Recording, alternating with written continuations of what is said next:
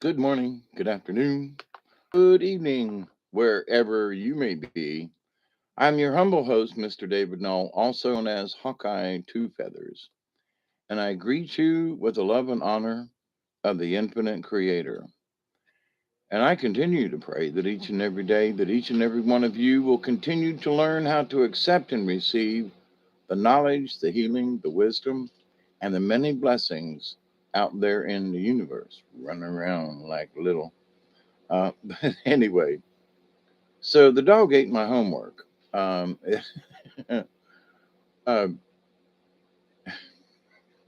it's down in the thing in the chat.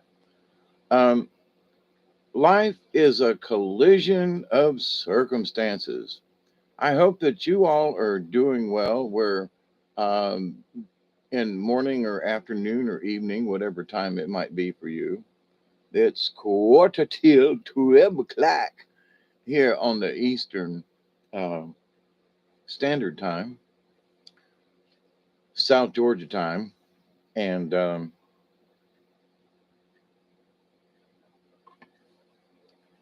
contemplating things that go on in the universe, sometimes to the point of being uh, nutty, one might say. My observations of the world, you know, especially in my older age now, is like, wow, did I not notice that before for some reason? Or how come, things that used to bother me, some things don't bother me now, and other things just tick me off, right? So what's the difference? Is it age? Is it the time of day?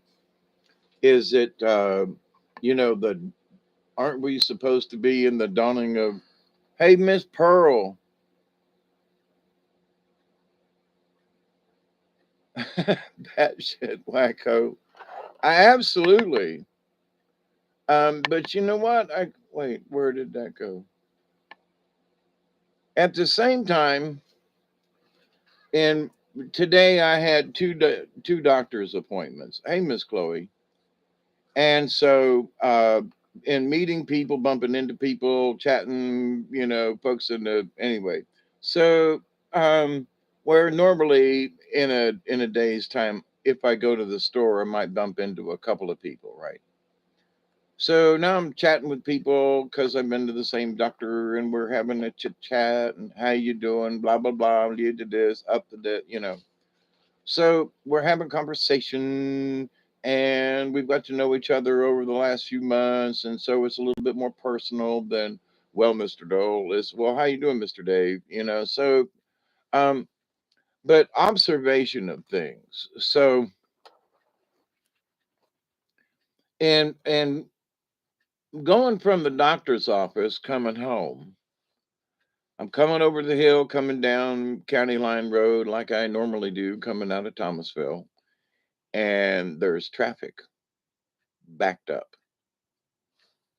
back up over the hill and down towards town. And now it's only a two-lane highway. And so you're on a hill, can't pass anyway, shouldn't, right? So I'm like, there must be something going on now. It's about the time of day that school's letting out. And I know at the bottom of the hill and on the other side is the high school back over there. So are they letting out and they're letting the school buses out and traffic is stopped or backed up, right? So, but then traffic is like still backed up and it's still backed up. And as I'm pulling up in the line of traffic as I get to the top of the hill, I want to pull out just a little bit to see if what's going on down at the bottom of the hill. So as I start to pull out, now I look behind me, there's a car back there, but all of a sudden they come whipping around me like to clip my truck, right? And got up beside me just a little ways and noticed they couldn't go any further. And because I had left a space, I don't tailgate, this little car zipped in between and stopped dead in front of me, like threw on my brake. So my point to this is this: there was a collision at the bottom of the hill, right at the intersection. There were cop cars, there were two ambulances, and the high school was letting out, along with all the school buses and stuff and traffic. So I was watching the reaction of some people in line behind me over here, and people were like beeping their horn and being real impatient. And I was like, it was getting hot. Um, my I didn't know whether or not we were going to get on through. He's been real active tonight. Oh, hush yourself over there. Calm down. Take a chill pill, Doug. Calm down. Oh, ooh, to you too.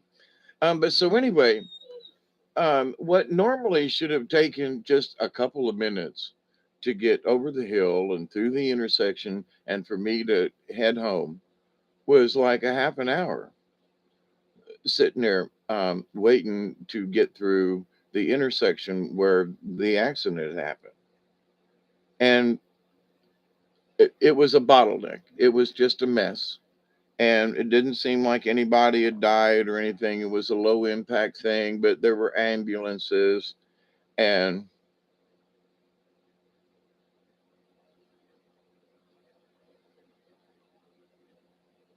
to have another one before we can put her. I missed the beginning of it, Chloe. But anyway, so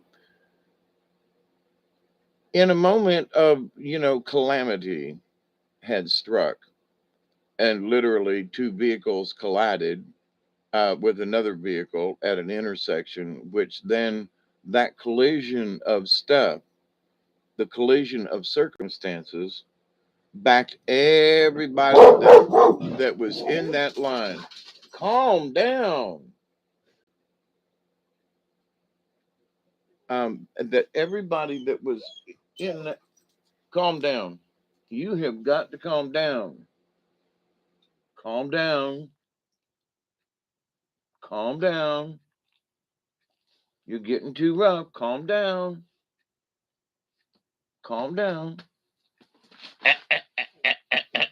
I said, calm down. Now, calm down. Calm down. You know it's just the kitty cats. Calm down.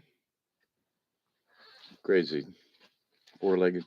But anyway, so actually there was a collision, but everybody in the line was a victim of that circumstance, right? Nobody planned on having to wait for half an hour. Nobody planned on being late for whatever appointment they had going on. Nobody had planned on, you know, being stuck in traffic. I mean, normally, if you wait a couple of minutes, yeah, okay. 5 minutes, maybe, but 30 minutes, that was a long time. So, but I'm thinking about that while I'm sitting there in line, and I'm thinking to myself, life is just a row of circumstances, you know. Sometimes they're chaotic circumstances. Sometimes they're good circumstances.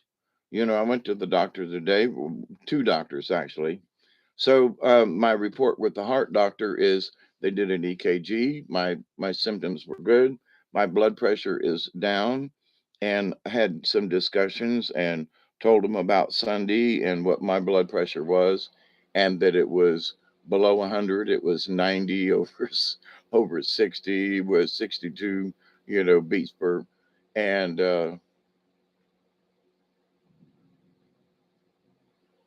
growling out the window is one thing, Chloe, but he literally will like almost go through the window. That's just like, all right now, and barking, but and all it is a neighborhood cat that's come up. I put food out in. I feed my cats in the 9, 10 o'clock in the morning, and I put some out.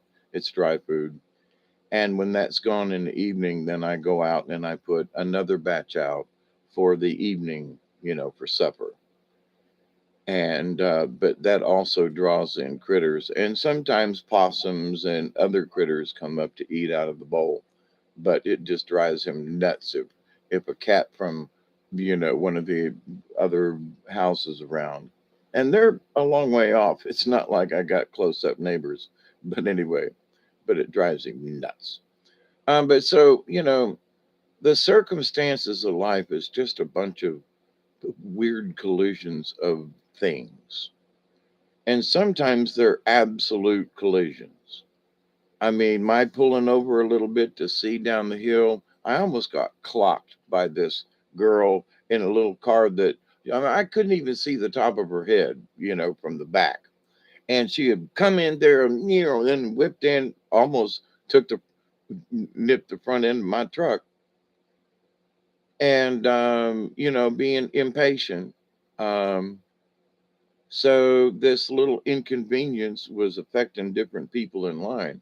So, but life is like that. So, um, in going to my other doctor today, um, it was very informative, the neurosurgeon. I had met him many, many, many years ago. We had friendly conversation. The doctor, the neurosurgeon that was going to work on me, I'm glad he ain't, because Dr. Cadis had a big screen and he threw up the MRI on big screen computers, and he went right down the list of what, see that spot right there, I'm going to have to go in there and grind that bone off. And you see from this view here, yes sir, I'm going to have to come in here and see where this one up here is nice and open, and you see that right there, that's the nerve that passes through between the bones. Yeah. And he goes, now see this one, and moves down, and it's big on the screen. And he goes, you see that spot right there? I'm going to have to go in there and grind that bone out so that I can open up that passage where the nerves go through. And I was like, whoa, dude, you see how it's crunched? Yeah. And so I asked him, I said, so what about, fusing the bones together, and about, because I've had this done. I mean, he said, Mr. Null, um, your lower spine is already fused together. You see right there and there and there and there. And I said, yes, sir. He said, there is no disc. It is completely bone on bone. Your lower spine from L23 down to S1 is already fused. And I busted out laughing. I was like, "Oh, really?" He goes, "Well, look at it. It's all fused together. There's nothing, you know." He said, "But I can go in there and grind out that bone, and open that up so that those nerves that you see right there, yes, sir. You see that one right there, and how block, yes, sir. I can open that up for you and help you to walk." Really? When can we do this? And he said, you are a prime candidate because of my size, and I'm not overweight, my muscular structure. He goes, you will have good success with this. He said, you might not even have to be in the hospital but a day. He said, your worst problem you should have is, make you'll have some pain with the incision until it heals. And I went, oh, really? So I have taken in my, this isn't off track now, for my topic for tonight, because these are collisions. So I collided with the financial aid folks today, with the hospital and the doctor's office. And so all the paperwork is in. And the one lady said, since you have no assets or whatever and this and that, it looks like you may qualify for at least a partial, if not a full, coverage of anything the hospital and the doctor would pick up, and I wouldn't have to worry about any extra bills. Oh, really? Okay, so So there was good news along the way until I was headed home, and then there was the accident, which kept me from being on time. And hey, Michelle. So, but to the point though, so there were happy collisions. The sky's blue, everything's fine, and then the dog ate my homework. As just a a joke in this, the dog ate my homework, in that everything was humming along just fine, and there there was um, positive outcome with talking with Dr. Cadis about my back and so forth, and because he's been in and around Thomasville for the last 44 years, about which is about as long as I've been here. He's had a good track record, and so the other doctor, they just not talking about it.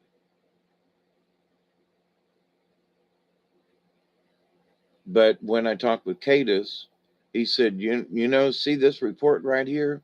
He said, look at this.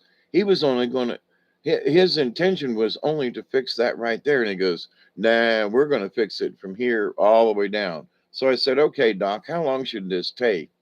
And he looked at me and he looked at me and, kind of sized me up, and he said, it's tedious work.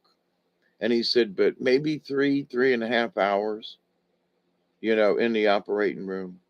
He said it shouldn't really take long, but he said it is tedious work because you have to go in there and grind that bone out. And I was like, okay, but then he says and punches me in the arm. Now we're sitting as close as I am to the camera, which is like arm's length. And he punches me in the arm and he goes, I'm pretty sure I can fix you. I can relieve some of that pain. I'm sure I can. And he goes, now get out of here and let me get this in process, and we'll see how soon we can take care of this for you. Oh, goody. So, but I busted out laughing when he said, your bones are your bones are already fused together. And I said, so that's why I feel like why it looks like an accordion. And he said, you see, there's no space. There are no discs in there. Yes, sir. And you see that yes, sir. He goes, your bones are already fused together. I still, why I find it humorous, not a clue. But and anyway, so life has got its weirdnesses, all along the way. So from one minute to the next, it's going to talk to the new doctor, going to do this, going to see this, and you don't know what to expect from having a chat with somebody. You don't know what to expect on the way home when there's been a minor accident, but it holds up traffic for a mile and a half, you know, and for, 25, 30 minutes. And all the outcome of people of being late and whatever. And Duggar was really mad because he knew I was stuck in traffic.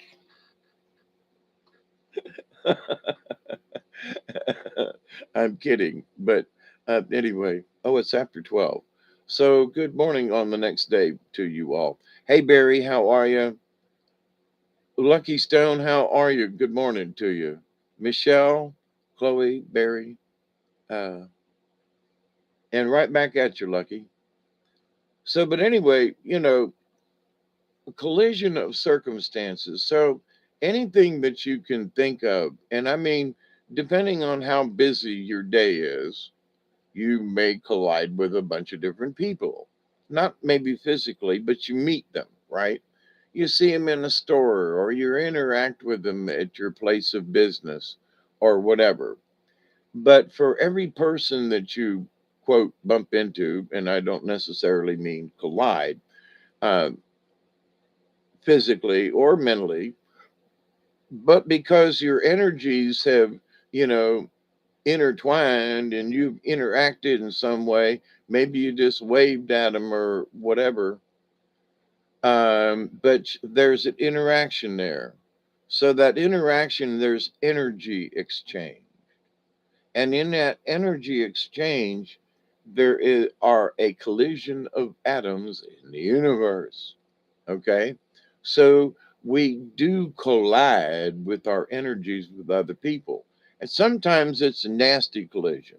And other times it's just the fact that just because we've met someone, we don't have to shake their hand or anything, but because their energies have just bumped into one another. You're standing in line to get gas or whatever. I stopped on my way to Thomasville, and this one store was just busier than snot. I mean, it was lunchtime. People were in there in this little diner cafeteria thingy.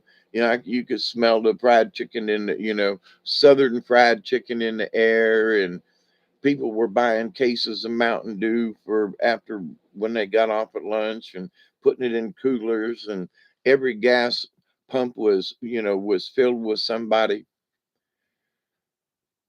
And I was like, dang, man. So, bumping into a lot of folk, and which I'm not used to that. Not that I mind it. It doesn't bother me. It's just like, damn, there's a lot of people right here in this one little spot right in Moultrie, out on the bypass, trucker stopped in, but it is lunchtime. But so all the different folks and their interactions colliding with each other. You can hear, the Mexican farm workers that are off over here and having a little chit chat, and broken Mexican slash English. And then there's the chatter that's going on that it's pure Spanish or Mexican. And then there's the two old white guys over here that are talking about what certain or talk like, and and so, but there are these collision. There is this because people are just eating together, or there is a collision of personalities. Not in a bad way. Folks are getting along, and they're, hey, how you doing there, Joe? And folks are at the door. Nobody's being impolite, which I found very interesting. So then I get to Thomasville and tried to hunt up a friend of mine to go eat lunch with. So I went and had lunch by myself at the restaurant. Lot of folks in the restaurant. So a collision of people. There were so many people there, literally bumping into one another. They are colliding, but nobody's in a panic. Nobody's pissed at anybody. It's like, oh, go ahead. Well, I'm in line. Well, you go ahead. I'll come back. I mean, so the folks that were in the dining room and going through the smorgasbord, several things were way too salty, by the way, especially for the price that I paid. But I was trying to kill time before I went to the doctor. And I hadn't had a really sure enough a bunch of different vegetables at my beck and call. But I had mashed potatoes with a good gravy with um, fried pork strips that were had soaked in the gravy. It was down home, anyway. Um, but what I noticed was that almost everybody in that restaurant was overweight. I'm talking like 95% of the people there had a gut. Ladies' bottoms were, yay wide. You know, there was a gentleman and his wife. He was sitting just, the next table over. He must have weighed 400 pounds. I mean, he was literally spilling over his chair and damn near onto the floor with how big this gentleman was. And folks are just piling it all in. And I'm like, I go to this restaurant maybe once every 2 weeks to get a meal when I'm in Thomasville, or when I have to go down and see the doctors down there. I'll slip by and get something to eat. But I was like, oh my God, all these people are in here they're just eating and having a normal day. But and looking at all of them, I was like, every single one of them was 20 to 30 pounds overweight. Every person. And it didn't matter what age group they were. Now, I noticed there were a lot of more folks my age-ish in there. And instead of like workers at lunchtime that went into, but anyway, but in having a collision with these people, They were bumping and colliding and everything, but everybody was in a good mood. They was like waving each other. Now I know there's Southern hospitality, but then there are moods of people. Now I am down here in the South, and but everywhere I went, and all the folks that I bumped into and everything, there wasn't just like, oh well, there no, everybody's like, sorry man, let me hold the door for you. Can I help you? Let me get your plate or something. There was a guy with a walker trying to go down the line. Nobody was pissed because he was in front of them. They waited on the gentleman, and then there was somebody that got out of line and came around and grabbed his plate and helped him slide it down the line. Not, just there was just folks being nice to each other. And I was like, but with as tight as it was and as many people was in the restaurant, it's a busy time of the day, and blah blah blah blah blah, and everybody's overweight, so they're like bumping into each other easier. But nobody, there wasn't a crossword.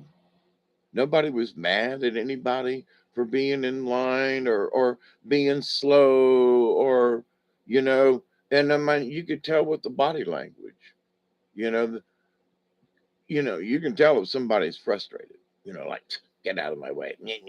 But there was none of that. So I don't know how the rest of the world is, but when folks say that, that everybody's just mean to one another and we get along and maybe it's just good old Southern hospitality, because the waitress lady come up to me and she goes, "Hey, darling, can I get you some more unsweet tea?" And I can't remember the last time somebody called me darling. Hey, that way, how you doing? But I know I live in a small portion of the world, but when I was down in Tallahassee, folks were generally polite, but there's some nasty SOBs down there. Of course, there's some nasty SOBs that, few and farther between in Thomasville too. But, um, as far as the general public goes, I was really pleased today with all the folks that I bumped into contact, had collisions with our energies and smiles and hi, how you doings and whatever, glances and, waving, whether you knew folks or not, and thinking to myself, with all the stuff that's going on in the world, with all of the people with all of their attitudes, we're at war, we're being sprayed, we're all gonna die, life is a tragedy. And today was like, really? A few people had masks on. One of the funny things, I saw a man and his wife, and they had their mask on like this with their nose so they could breathe. So they had the mask on over their face. And I almost just busted out laughing. But they had their mask on and they were very serious about it, and they weren't, bothered by anybody else. But, they had their nose up, out of the mask. So it just like, but anyway, so people in traffic, people like, go ahead and go on, people around the hospital, people at the different places that I went today. And I'm not saying I traveled a lot, but for me, I have. And I must have been around, there are at least 100 people in the restaurant, in and out, for that hour I was there. There at where I got gas, there was an easy 50 people in there. So, which is a lot more than I would normally bump into in any, unless I went into a store or something. So, but just in seeing and what and just being observant, it was curious that everybody's attitude was okay. There might have been a little bit of being disgruntled, like nobody knew why we were lined up, but everybody apparently understood that if we're not moving here, something must have happened. And as each one of us got over the hill and could see where the accident happened, we all kind of went, yeah, okay. Yeah, I'm just going to have to sit here. No sense in being frustrated. There's an accident right at the bottom of the hill right there. So there was an absolute collision today, and I did bump into a few people by accident, and we apologized to one another, and life went on. But there was no anger with anybody. Now, my prayer and hope is that the rest of the world is more like South Georgia, not just in Thomasville, but also the people up in Moultrie. So it's two different towns, and they're different. Let me tell you. But the folks with their pleasantness and bumping into one another and just general not being angry or stressed or whatever. I mean, I gotta say, hooray for humankind, folks. For whatever it is, are doing pretty good. You know, I mean, folks are doing pretty good. So, is the world coming to an end? Eh, I'm sure there's going to be. I'm sure. Well, the cats are going crazy outside. There's caterwauling going on. But so I know there in bigger cities there's stripe and stuff and this and that. But I mean in general, just bumping into folks. It is the world really that bad all over? You know, I'm just wondering. So it's almost time for almost time for a 20. So um I continue to want to send out love and harmony and so forth. And it's not like I expect people. Hush yourself. Hush yourself. Hush yourself. Calm down. Doug, calm down. It's just the cats.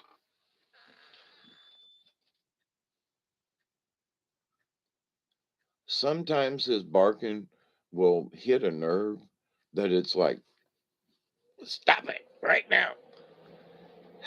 Take a deep breath.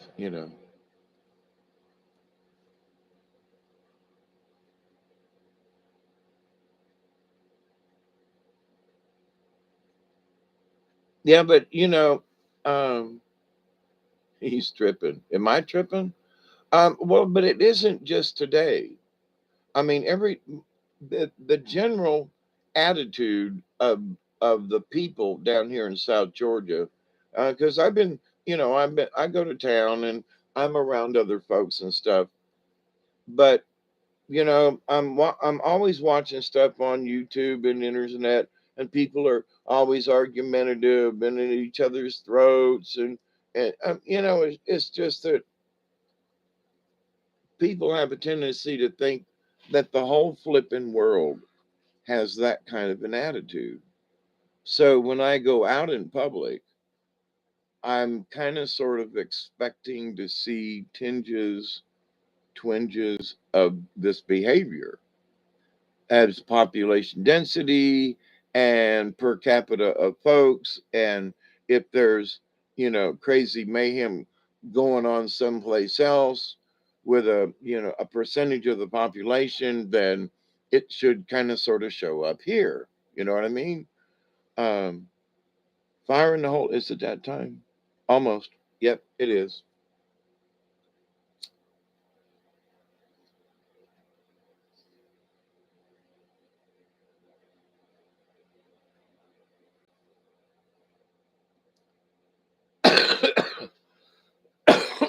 So, my question just in general.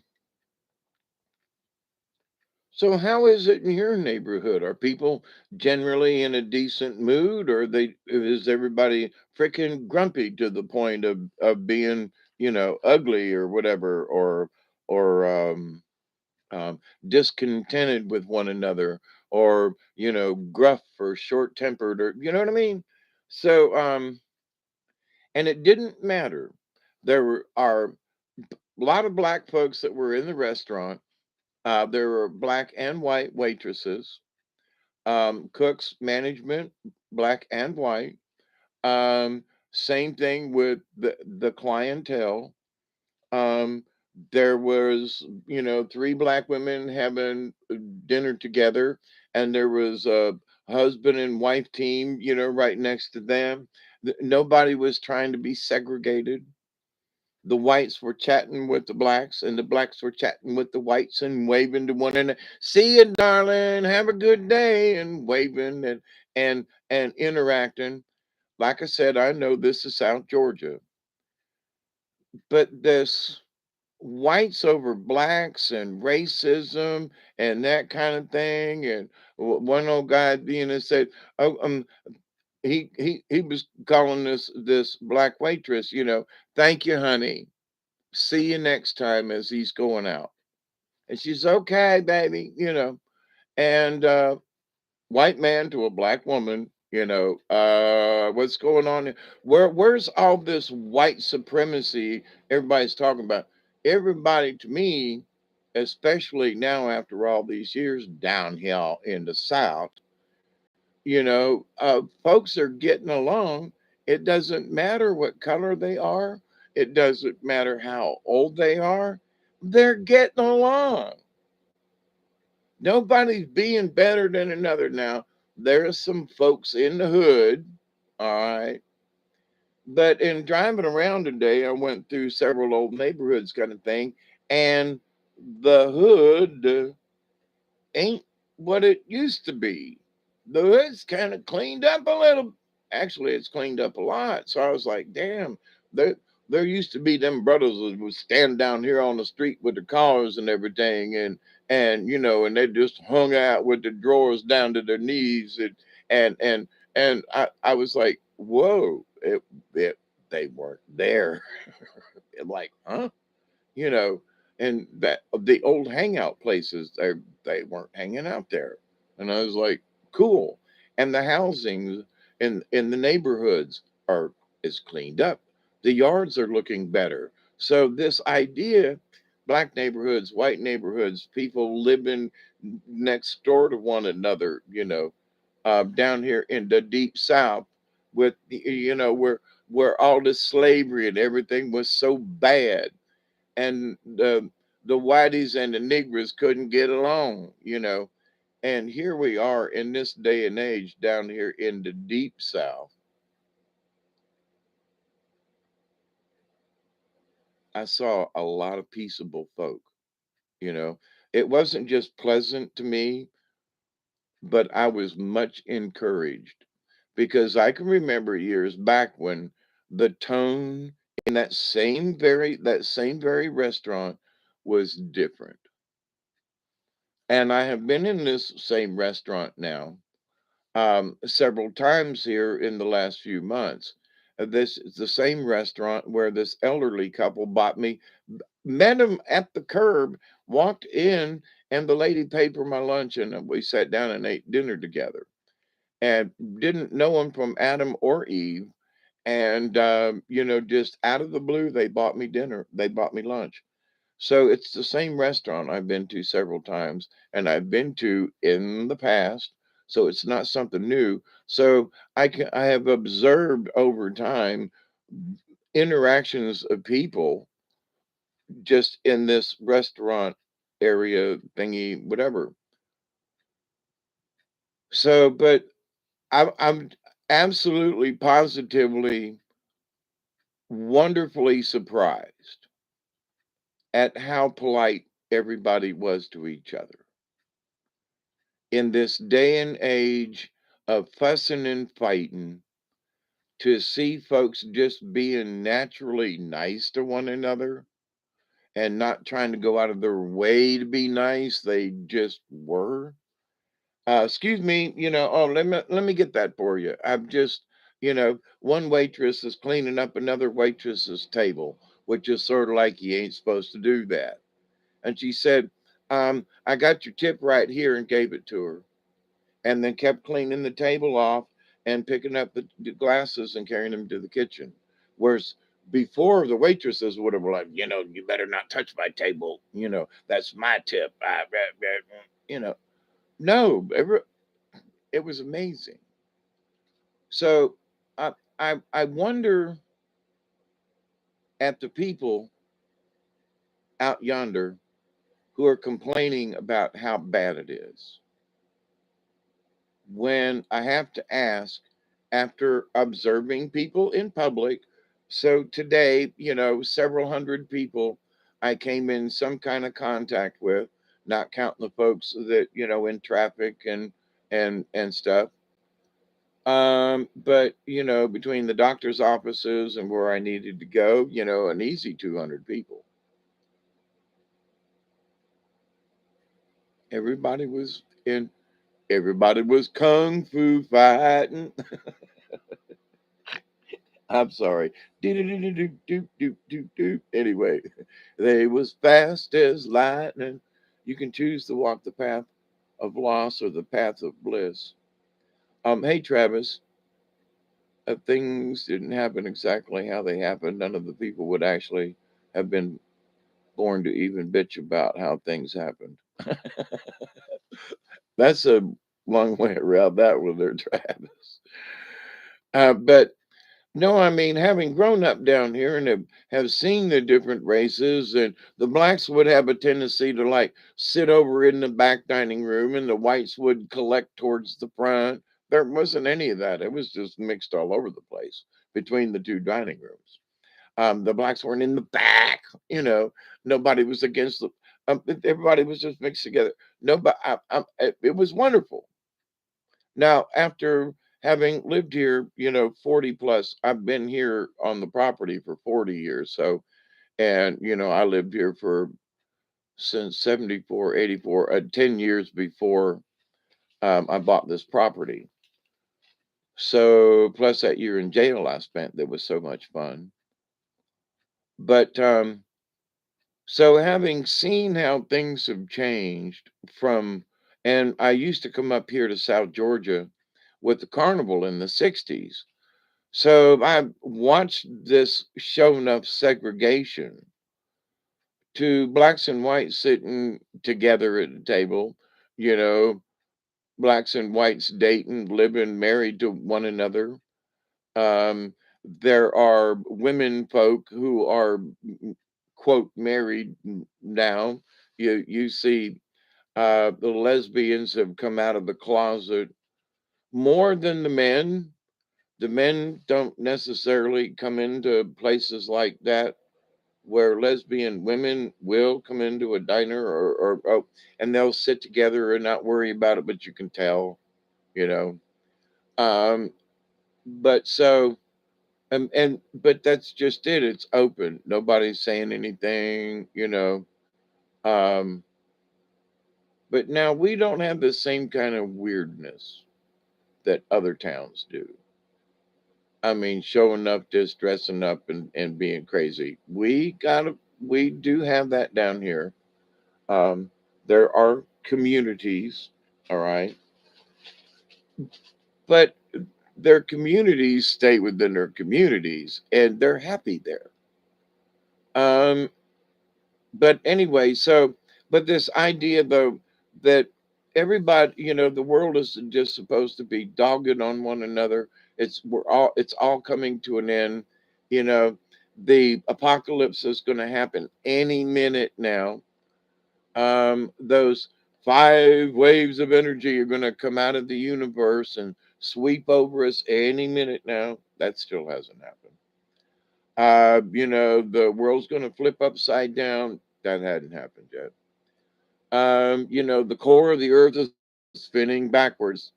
Really? Are you sure about that? I'm just saying. Oh, are you sure?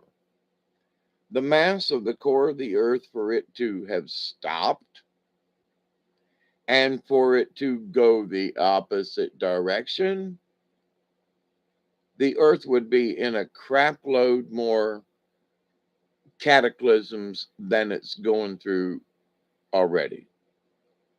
The fluid dynamics to change the direction of flow of all of the magma in the earth and stop it and turn it in another direction.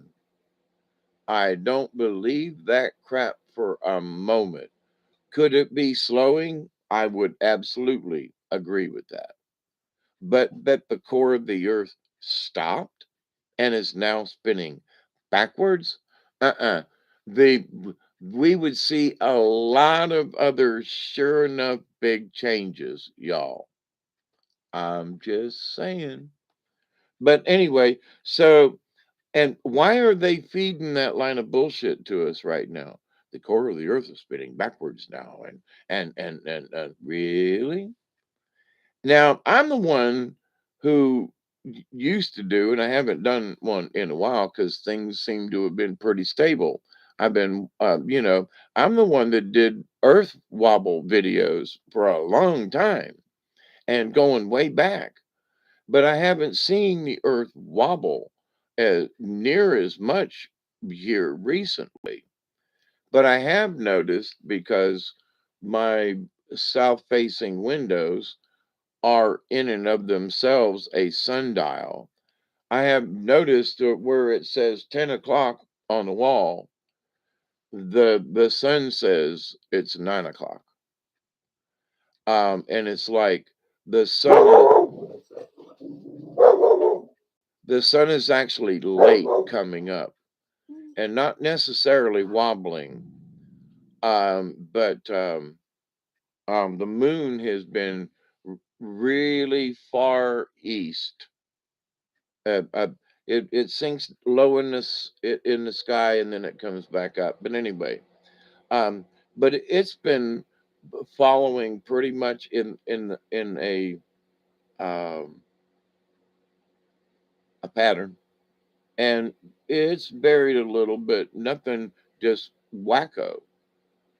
So a year ago when things were like wobbling and I'd go out one night and Orion would be up here and then the next night I'd come out and Orion would be down here in the trees, and it's like that's some wobbling there.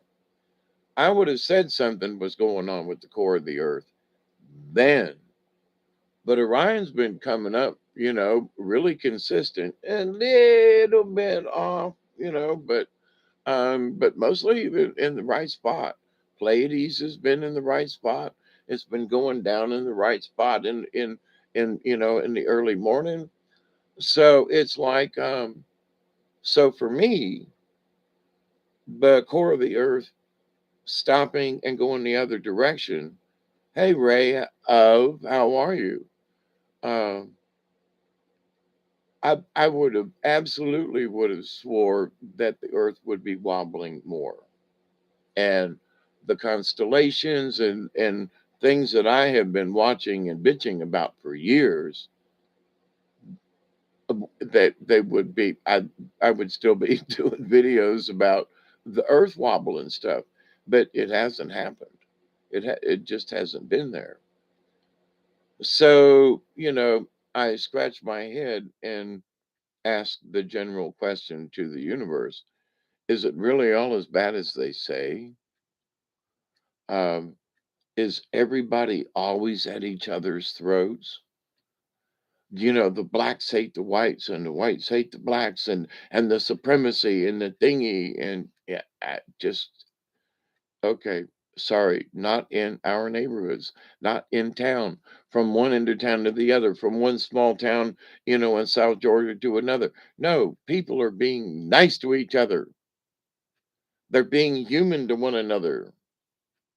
They're actually being polite and holding doors and where's the rudeness that everybody's supposed where is this turmoil and chaos that everybody's supposed to be living? Everybody's supposed to be catatonic and I didn't see that. Oh, another thing I did not see, and even at the doctor's offices and the other places, um, nobody was sitting with their nose in the phone.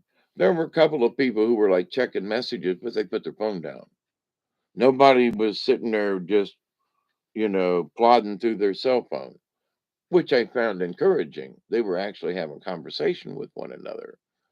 But so I know, South Georgia's different, but is the rest of the world, you know, really as bad as they say it is? So I would say be, and I have chatted with some folks, um, and in their neck of the woods, it ain't necessarily the same. Okay, I'm sorry for your loss. I mean it. You know, I was, you expect anywhere you go about 10% of a little bit of somebody's in a hurry or somebody's something. And I was gone for most of the day. So it's not like it was like 30 minutes or whatever. No, for hours I was gone a day and in and out of public places. And like, wow, not bad. Not bad at all. To humankind, I don't know about an A plus, but they at least get an A. A high A or maybe an A plus for today for the people who interacted with one another. Wow. In my opinion, humanity still has a chance.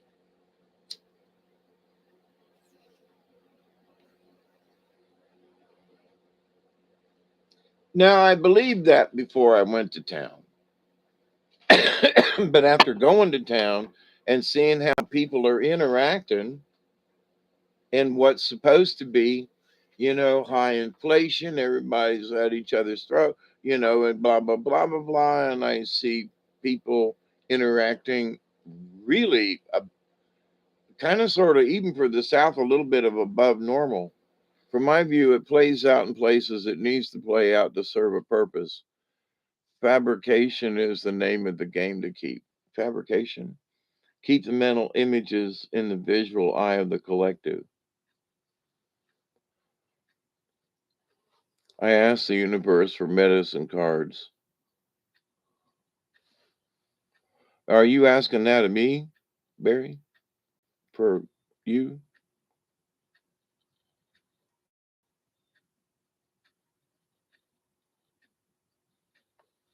So much for myself personally. I'm happy as hell that I'm even here, no matter how I got here and whatever circumstances took place. Yeah, I agree, Ray. Well, I agree with Ray too, but Travis, I meant, uh, if things didn't happen, so not one of us would be here today. Yeah.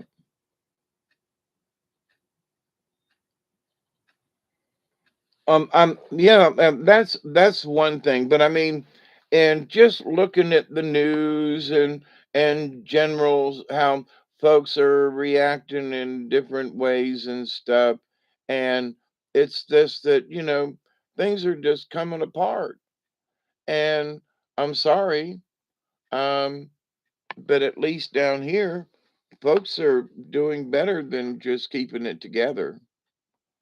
They're thriving, and hallelujah. Because at least for around here, it ain't the end of the world. People, the awareness of people. I've had this conversation with a couple of people. Like, yeah, we know it's bad in other parts of the world, and yeah, but we get up every day and we say thank you, Jesus, and for what we've got, and we just face each day, and we just do the best we can. Ain't that right, Mister Dave? That's right, Miss Janice. We just do the best we can every day with what we got. Ain't that right? Yes, ma'am. And ain't no sense in, and that's right. Now, this is another lady that was speaking to me. And so I'm like, yes, ma'am. She goes, and I'll pray for you, to help relieve your pain, Mr. Dave. Thank you, ma'am. So, which I didn't ask her to do, and I've only met this person a couple of times, spoke to him on the phone, but to the point that we have developed this little bit of personal, um, our collision has been a little bit more personal, if you will, with our energies, in a nice way, just she's a nice, a personable lady. I'm sure she's nice with other people too. But but today as I was leaving, she offered a prayer for my pain. And I was like, thank you. You know, I certainly didn't ask, um, but thank you. So there are folks out there that even though you've just met them a couple of times and there's no real friendship there, but there is a warmness, there is some kind of camaraderie between us. There is some kind of connection that we hit with some of these people that I've met, a couple of the nurses and one of the doctors, and Dr. Cadis today and we hit it off just. I'm like, I'm glad you're going to operate on me and not that other guy for whatever reason he ain't here. And well, he said, you're an interesting guy. When I walked in the room, it's a big old house. Oh my God, it's beautiful inside. That's the doctor's office. And he goes, the resonance of your voice, he said, have you ever done any singing or what? He goes, I bet you've got a beautiful voice. And I mean, and then we shake hands. Hi, Doc, how you doing?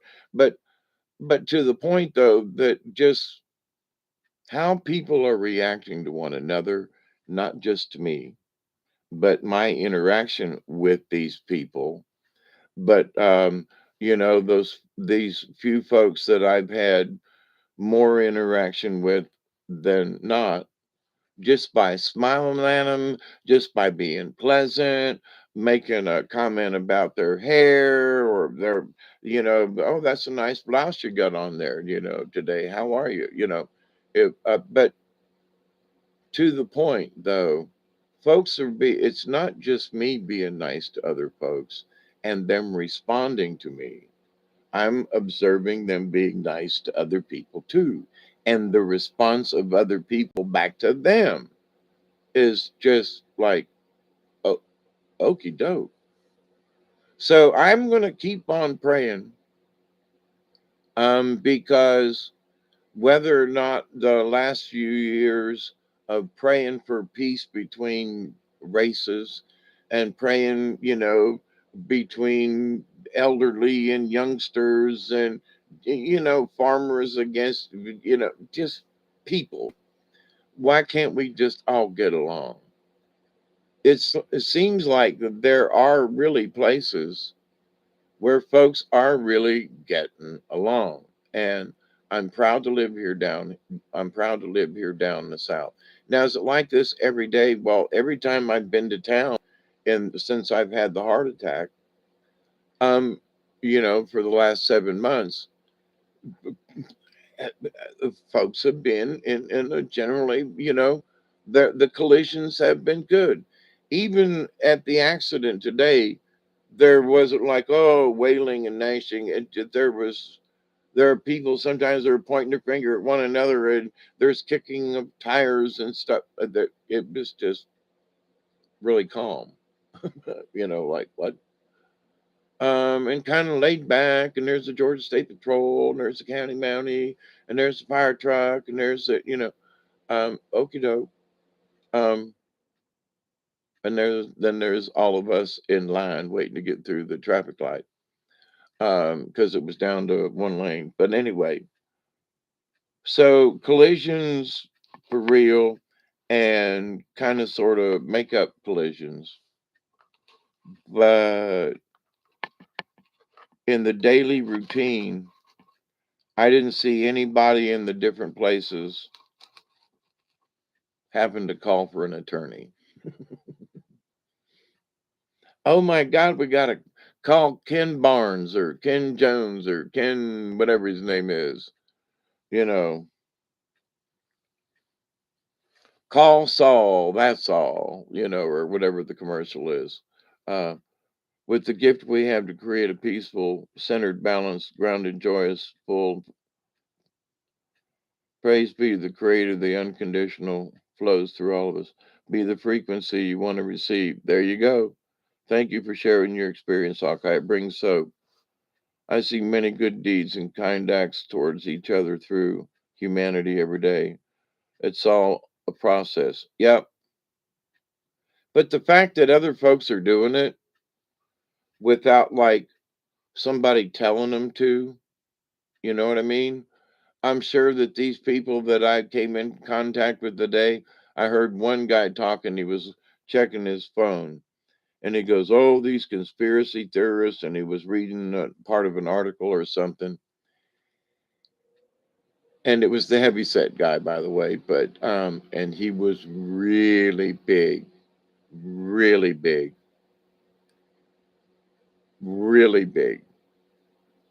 Um, if there had been a wall nearby, Humpty Dumpty, you know. Oh Lord have mercy. It was gross. It was how big this gentleman was. But anyway, not to be, but I'm like, I thought to myself, I got to 250 pounds and said that's enough.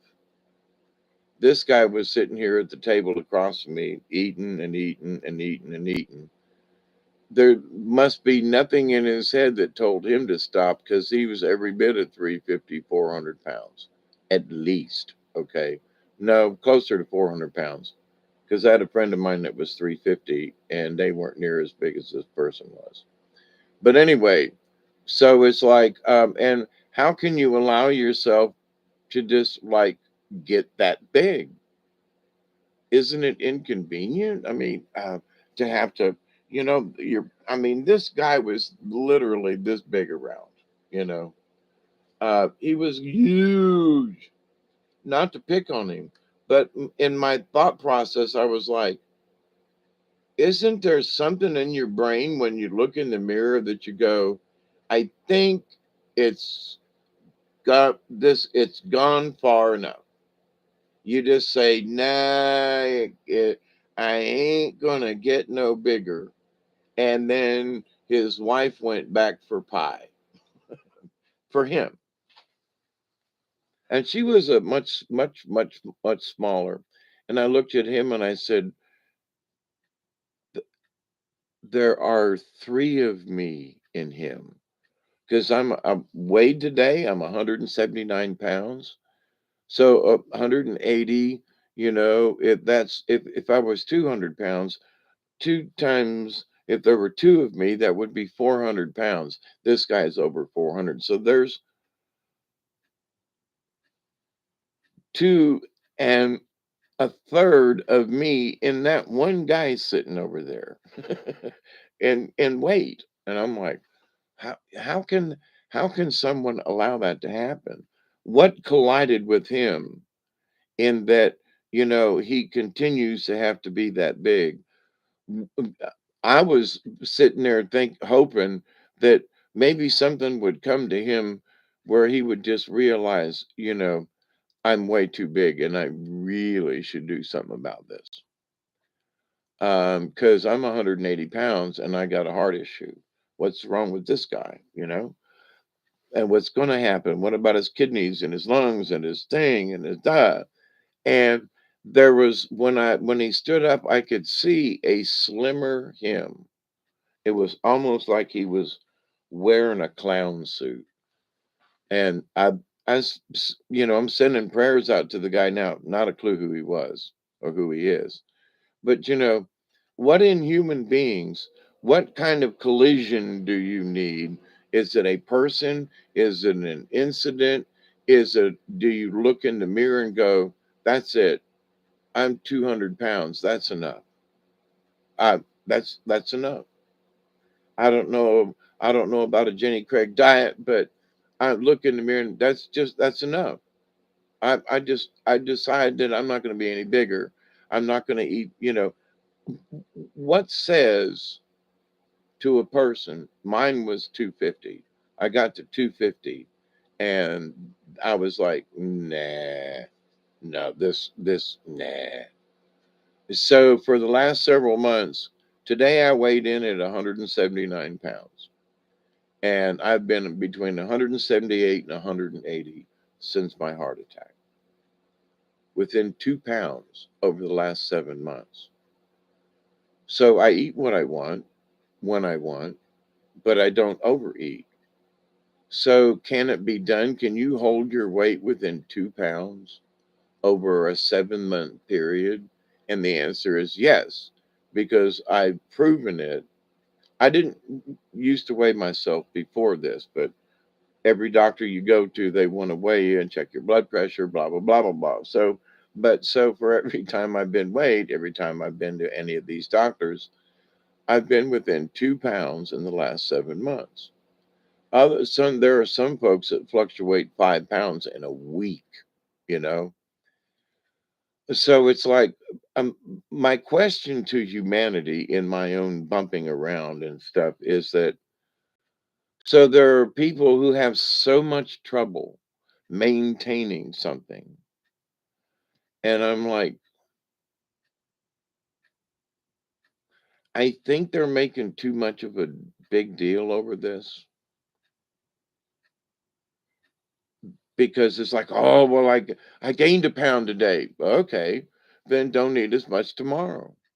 Just slack off. Don't eat a piece of pie at lunch. Don't eat a double helping. Only have one plate of food. Um, but it's not like I'm starving myself or anything like that. I just I just watch how much I intake, and make sure that I poop it out within the next day or so, because that keeps a balance going, you know? But so for folks that, so they give up on themselves because they're overweight or they can't do it and it's impossible to do. No, it ain't. No, it ain't. With a little bit of practice, you can do it too. But it's a frame of mind, you know. You have to get into the frame of mind and you have to say, no, I'm not going back for seconds. That guy that sat across from me, he huge plates, big pieces of chicken, and munching and munching and munching. And I was like, that's almost gross. I can't, it was right there. So it was like, let me look over here and I'll watch the waitresses and I'll look at the people in the other room and, don't want to watch this guy eat. Um, so, and I did feel sorry for him. Okay. Because I used to be, for me, fat at 250 pounds. So, but for all those folks out there, but I mean, 95% of the people in the restaurant today were overweight. Everybody, men, women, young, old, everybody was overweight. There was a little black woman, and she was this little skinny thing.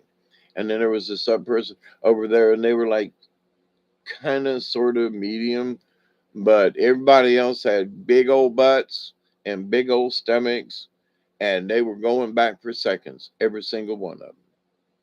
There were a couple of older gentlemen who were of my build, 175, under 200 pounds. But then there were the middle-aged guys with their guts that hung over, and you could tell that they needed to lose 10 pounds. And then there were the sure enough big wide asses. A lot of women with some really white asses, both white and black. And I'm like, and they were just waddling through, and I'm just like, holy mackerel. I mean, I was surprised at the percentage of folks, and I was just like, there's 50 people in here, and there's only two people who are even close to being of moderate weight. Two people out of all the people in this room and that one. There's only two people. Everybody else, big and chunky, if not showing up fat. Wow. 2 out of 50, what's that percentage that were thin? Or there's only one thin person I saw in the whole group. So it's like, so with all this pleasantness, is it because everybody's overweight and they're happy? Are they, is some kind of trexapoxyline or something that's got them all like, well, okay, plump and happy. All right, that'll be good meat for the aliens when they get here. Oh, Lord have mercy. So I'm not bitching, but, um, you know, uh, there were 95% of the people were overweight, but of the 95%, 50% of those were really overweight. They were fat. Okay, let's be honest.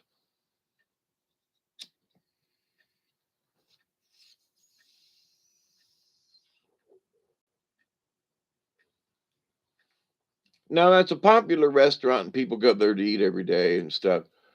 I go once or twice a month, maybe, because I'm not in town every day. So I eat a little more than normal because I get a good night, Susie. Love you too. I've ranged between 230 and 250 for the past 20 plus years. I get thinner and thicker, but my weight seldom changes. Yeah, be safe, Susie. But there are some people that are tall enough and they can actually, put up with the weight. My frame and everything. When my BMI, my body mass indicator thingy, when I got that a couple of months ago, and since my weight has stayed the same, so my BMI is the same. For my height and weight and etc., I'm almost too fat. I'm right at the 180 pounds and my BMI and everything, and that if I weighed 185 pounds, I would be over it. But I'm on that. I'm on the. So if I weighed 170 pounds, then my index would be down lower. So I'm at the higher end of what my BMI is. But everybody, the one doctor told me today, she goes, "You actually look pretty good, Mr. Dave." And I was like, "Well, thank you. I do wish I felt a little better because of the pain in my back, but thank you, you know." So from complexity and coloring and all that and their observations, I'm doing pretty good. EKG was good, blood pressure was good, all the other stuff was good. So I'm as healthy as I can be. Thank you. Thank you. But at the same time, it takes a little bit of work in that be careful of what you eat and that you don't overeat. Eat what you need, and leave it at that, a happy body kind of thing. So, and also the more crap that you plug into yourself, you don't know what you're getting. All right. I mean, you just don't know what you're getting. Well, I'm going to have this, and folks are eating different kinds of this and that's and stuff. Then you look on the package and you go, "Do you really know what you're eating? What is that silicate something that's in there, in them chips you're eating, and them Funyuns and them whatever else is." Um, but so be careful what you're eating. And so I stay away from stuff like that. I indulge once in a while, but there are folks who are eating stuff like that every day. It's in their diet. And like, I have talked about in that I quit drinking out of plastic bottles. Um Mostly. And my arthritis and my joint pain and stuff like that has absolutely decreased the pain. And my range of motion has increased from 5 or 6 years ago, where I was in constant pain that woke me up at night. And so, there are things that you can do and changes that you can make. and your body will absolutely respond. I almost killed my kidneys because of overdosing on ibuprofen. Don't do that. If you just take care of yourself and keep an eye on some of these things, if you live in a big city and there's a lot of pollution, well, you're going to be breathing in stuff that I ain't breathing in, you know. But at the same time, I went by a farm today and I could smell the fertilizer, and I'm just driving by on the road and it was like, really, hey, how are you? Who is that I'm looking at down there? Tara? Tra? How are you? Bigger's running my family for sure. I go back. Yeah, so did my family. Okay. And that's how I got to be 250. But I'm in a lot better shape at 180, you know? And I knew that and I made up my mind. I know that my choices and everything, but for a long time, I just didn't give a crap, and was kind of slovenly and whatever and eat two, three plates and munch on this and candy bars and all this kind of stuff. And it's like, I had this thing is like, well, I deserve it. When was the last time you had a candy bar? Well, I don't know, but I deserve one. Munch, munch, munch, munch, munch, munch. And the calories and the this and the that. And depending on what I was shoving in my mouth, the preservatives, you know, and just whatever's right. So, and extra sugars and things. And, I'm not diabetic. That's a good thing. In fact, I have to go get some blood work done on Friday. Come to think of it, that was prescribed by my doctor today. But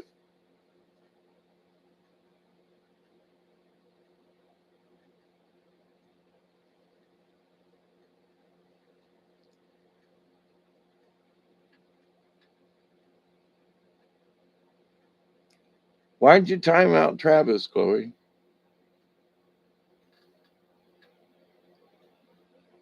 What happened?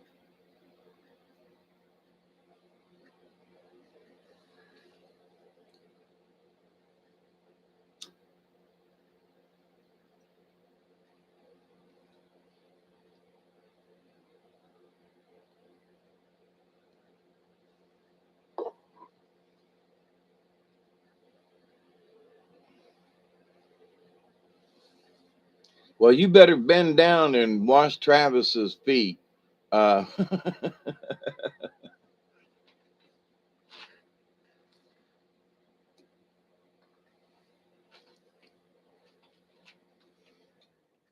walking through the dusty desert. But anyway, so hey, Steve, how are you? So I'm just, I was very encouraged, even with the accident and being, not that I had to be anywhere. I just wanted to get to the house because I was getting tired. I had enough of driving around and meeting folks and stuff. Tracy, oh, won't let me change my name back. Oh, well, that's a shame, Tracy. Yeah, she was, Steve. Chloe mentioned it the other night, by the way. So I can vouch for Chloe. Um, but with the collision of catastrophes, the folks that were involved in the accident today, it was a catastrophe for them, because they had to stop. They got truck, vehicles that were injured, people that were injured. Now they got insurance and this and fines they're going to have to pay and whatever, right? So for those folks, excuse me, it was catastrophic. For the folks that were trying to get where they needed to be and were late because of the incident, Me, it was just a minor, inconvenience, but um,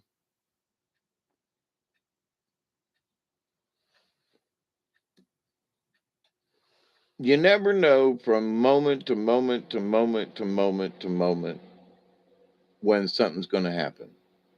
This evening, the phone rang, I looked at it and went, it didn't have any name on it, and it was from outside my area code. And I trusted in the spirit and said, let me answer this. And it was somebody I hadn't talked to in a while. So, but from even sitting here down here in the swamp, I never know from moment to moment if I'm going to get a phone call. Somebody might drive down the driveway. I've had it happen where, a friend of mine come down here at 1 o'clock in the morning and like, what the hell are you doing out here? I just want to come by and see you, and do a 20. And okay. He was up and being wound up and everything.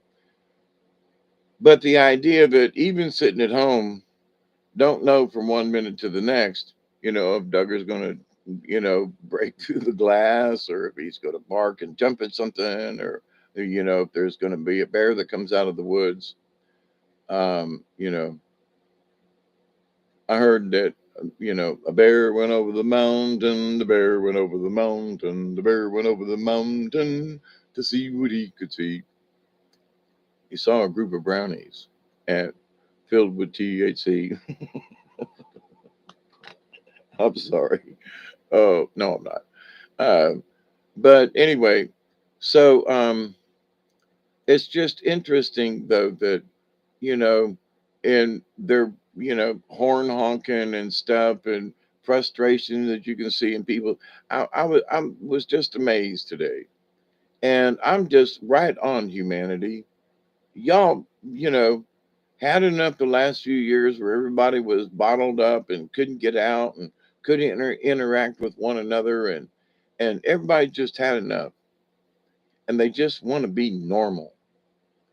And regardless of what the president says, about white supremacy and the black people and reparations and slavery, and we can't all get along and people are trying to be that, oh, just hogwash, just bullshit. Now, that's at least down here in the deep south. I'm praying that our southern hospitality will spread to other parts of the nation, and that other folks will, you know, call one another, hey, darling, how you doing today? And it's all right, sugar.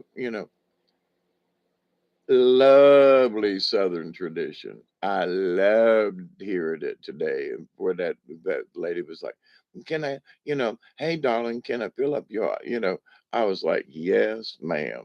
You sure enough can. You know, when was the last time somebody called me darling? You know,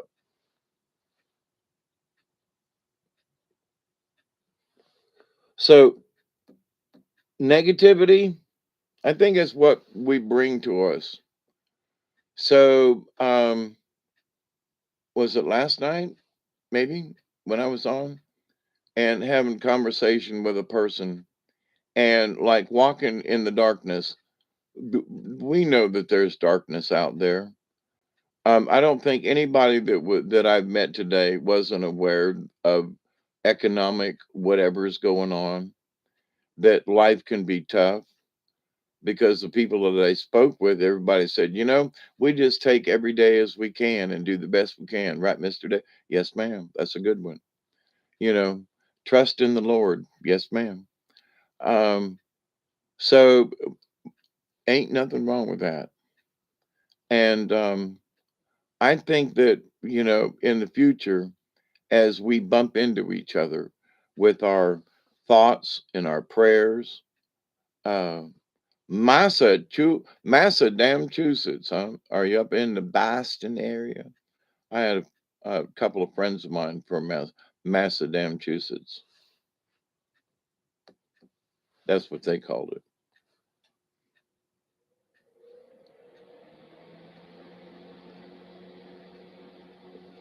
Sweet home Massachusetts, where the sky is so gray. I don't know, never been there. Sweet home Massachusetts. Lord, I'm coming home to you. Been battling depression and anxiety with everything that's been going on around. My mother is still trying to cope with this. My brother, wife, yeah.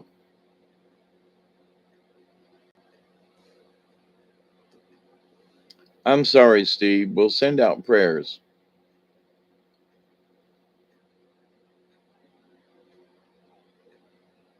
Not everybody's having an easy time, and I understand that. I really do. And that's my point. I understand that there's darkness. I understand that not everybody's getting along, and I understand that. But at the same point, what a lot of folks are trying to sell us is that everybody's having a bad day and that nobody's getting along and that there's always strife. And that just isn't true. We have bad hiccups, like today in the accident that happened on the highway. Nobody saw that one coming, you know, and so it is what it is. Um, and we just have to take the good with the bad. We just have to deal with the inconvenience. Wasn't nothing I could do but just wait in line.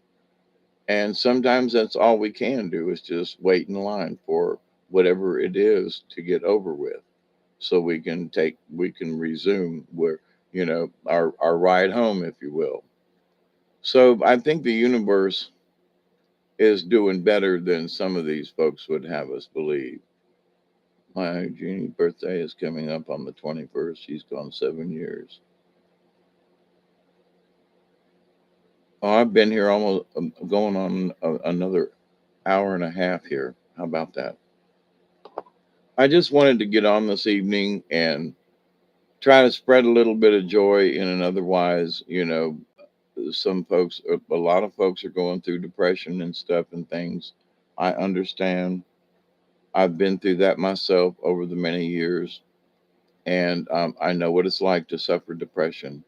And I got to be the one after all these years to say, listen, there's light at the end of the tunnel.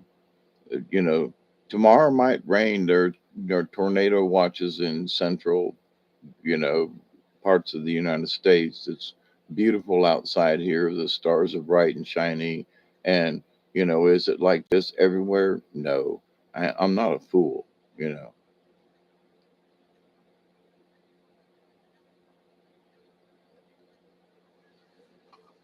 know. You owe him a good foot washing. Bring a spray bottle, and a sponge.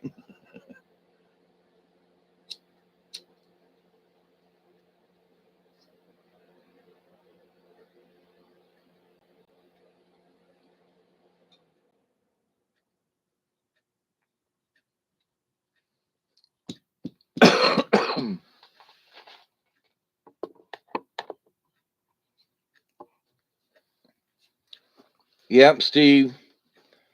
Um, this month is my friend of 40 plus years, her anniversary of her passing. Also, her birthday on Valentine's Day. My sister's birthday, two sisters, one is on the 13th and one's on the 14th. So I'm going to wish both of them a happy birthday. It's just 5 minutes. Yeah, but it was the fact that it happened, Travis. That's all.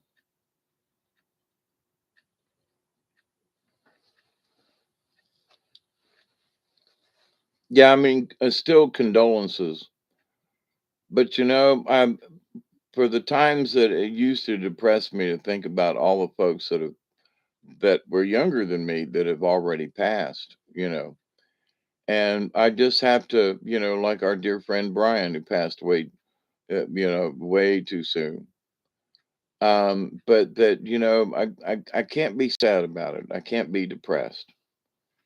I have to think about the good times, the smiles that we shared, and uh, there are sometimes it'll still bring a tear to my eye. Don't misunderstand me. I have not become some cold-hearted bastard, But I've learned to control my emotions much better, and I'm glad for that because I could become an emotional wreck in a heartbeat.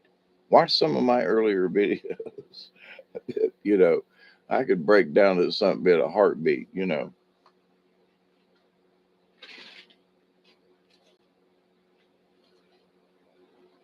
But I still have empathy, I still have feelings, and I still, understand what it means to feel the loss of people.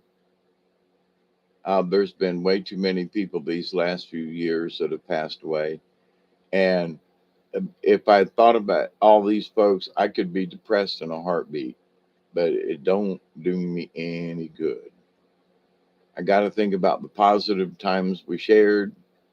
And for whatever reason, I'm still here and they're not. Well, maybe it's just to share the love and stories that, you know, I shared with my friends and travels and experiences or something like that. But, in this collision of consequences, you know, it's our thoughts that can collide with the universe.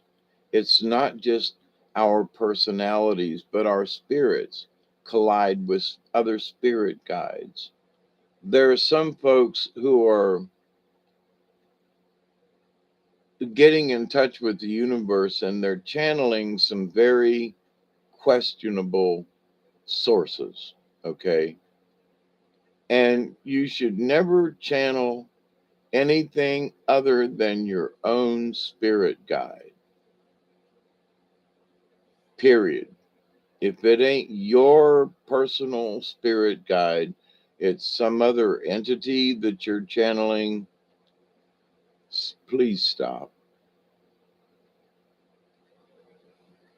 My birthday is February the 28th. I'm going to be 47. Well, you'll have to remind us, okay?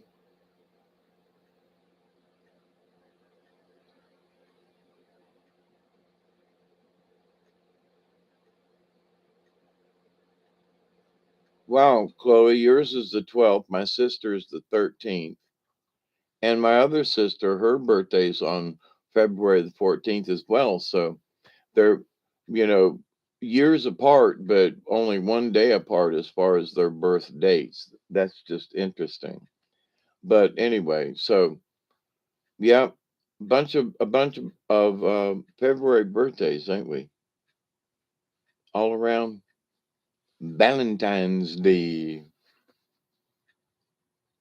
That's interesting. So, but I think that there's a lot more positive energy that's out there floating around. And I think that, that's a good thing in that for all the losses that a lot of people have suffered,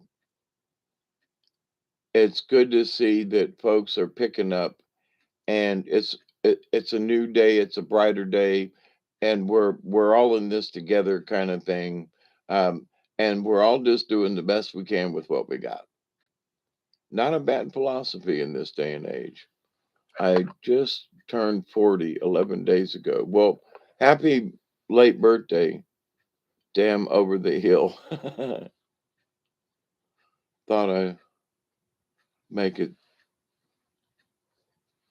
Yep, I understand the feeling, Travis. Having hit 70, uh, I told the doc today, I said, it's hard for me still to comprehend that I'm 70 because I just don't feel like it inside. Now, my body's tired and hurt. Since November, I've had a granddaughter, cousin, sister in law. I mean,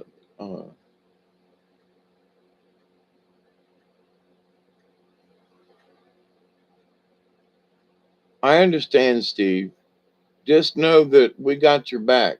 We're sending prayers to you, and just don't let it overwhelm you, brother.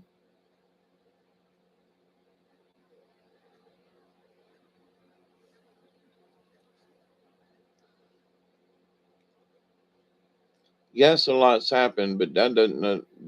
Anyway, Take a deep breath, my brother Steve.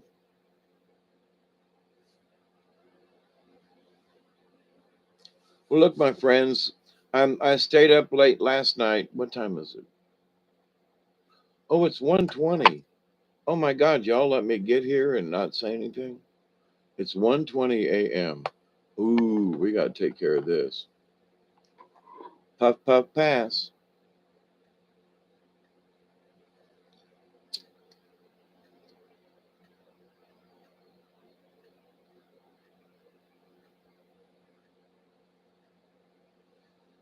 Yesterday was a long day for me, and today has been an excitingly long day as well. And I am tired, but so I'm going to share this bowl with y'all and send some more love out there. And Steve, hey, Joe, how are you?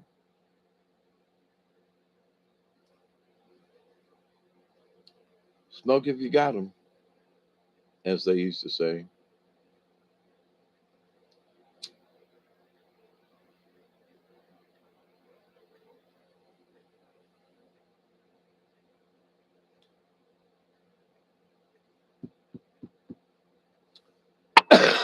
For all the things that each one of us have to, and I will say, the hoops we have to jump through in life. Like I didn't have to go to the doctors today. I could have stayed home and just, kind of went on. But I wanted to find out how my heart was doing. EKG's good, right? Blood pressure's okay. All right. So that helps to settle the mind. But I didn't have to go, right? So, but at some point, we have to participate. Now, for those of you who know me for a while, I didn't go to a doctor for 10 years. I did not participate, and I ended up with a heart attack. And so there are times when we need to participate, whether we like to or not, because it's what in the long run supposedly will help keep us healthy.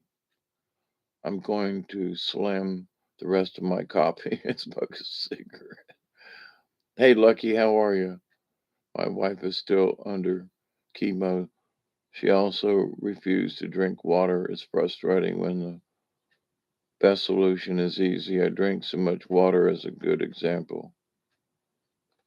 Sorry about that, Lucky, and I understand that was brought up to me too. And that, I need to make sure that I stay hydrated because I'm taking water pills that, help drain the liquid off from around my heart and so forth. And they don't want my blood to thicken up and stuff. And so, I'm on blood thinners and my blood got so thin the other day. I was like, I was just floating around. I was like, woo, this is fun. But at the same time, I found myself falling uh, just in the middle of the room, like, whoops, whoa. So that part was not fun. Uh, you know, um, where was I'm trying to go with that?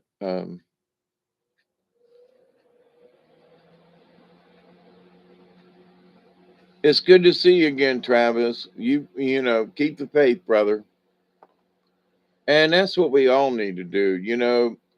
Um, had my test results been different today, had the doctor said, I can't help you, you're gonna,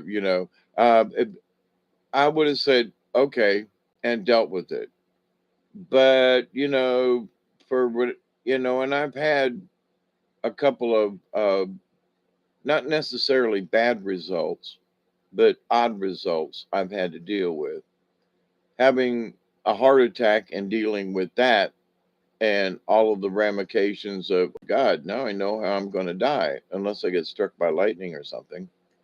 But I'm going to die from a heart attack. That's going to be my end. Um, there's a lot of thoughts that just go with this shit, and reconsiderations in your life and just stuff.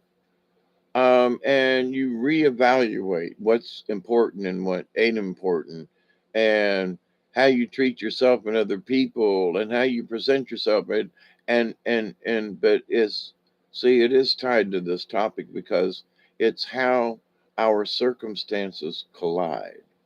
So my attitude, so when I collide with other people, I'm just so happy to still be freaking being able to walk at all, having seen my MRI and having had a heart attack, and the fact that it could have been worse, that I'm very grateful. And I just want to give hope to other people. But you know, you may have a heart attack, or you may have had a problem, or but tomorrow could be a better day. And if you take your medicine and if you take care of yourself, it can be a better day. Will it be another? Will it be a better day? It depends on me. It depends on you. It depends on us. Will it be a better day? We'll see. Gonna work on it. Gonna stay positive. With all the losses that we've all had, with all the tribulations, with all the extra money I got to shell out for doctor bills that ain't paid for by whatever, it's like, all right, let me cancel my Hulu account. Let me, instead of, buying a pizza this month or whatever, I'll save that $20 and send it to a doctor. And you just deal with it. That's all. You just deal with it, right? Well, I'm going to have to give up with something because this happened. Okay. Is Do I really want to? No, I like my pizzas once a month, but that's not the point. The point is that because services were rendered and I owe a doctor $20 as part of my copay, I can do without a pizza. I can give it up. It's okay. I don't have to have the pizza. When I know that these doctors have done and whatever in their medical, that's my obligation to pay them. You know, Not a problem. So, but there are people who refuse to give up anything. No, I want to still have my fucking pizza. Screw the doctor. And take care of your obligations, even it means if you got to give up something in order to take care of it. Because it just makes the world right in the long run. It just there's a balance in it somehow. I used to fight it. I used to fight it. I used to fight it, and now I don't fight that kind of thing anymore. I'm like learning to say, oh well, I'm not giving this up. Damn doctors, or he's got more money than I do. That ain't the point. You signed your name and said that you would pay whatever the insurance did. You said so. It's on your honor. Not that, well, I'm going to sign this and then just tell them to screw off. Doesn't matter how much the doctor makes. Doesn't matter whatever the thing is. I put my John Henry on a piece of paper that said, I will pay the difference. So if in my limited income, I got to give something up in order to honor my obligation, then I'm going to do so. But other folks don't feel that way. And I didn't used to feel this way. So what set me back the most was my youngest stepson. By what he said and blamed for everything in our marriage. I was able to get off all my medication many years ago. I understand.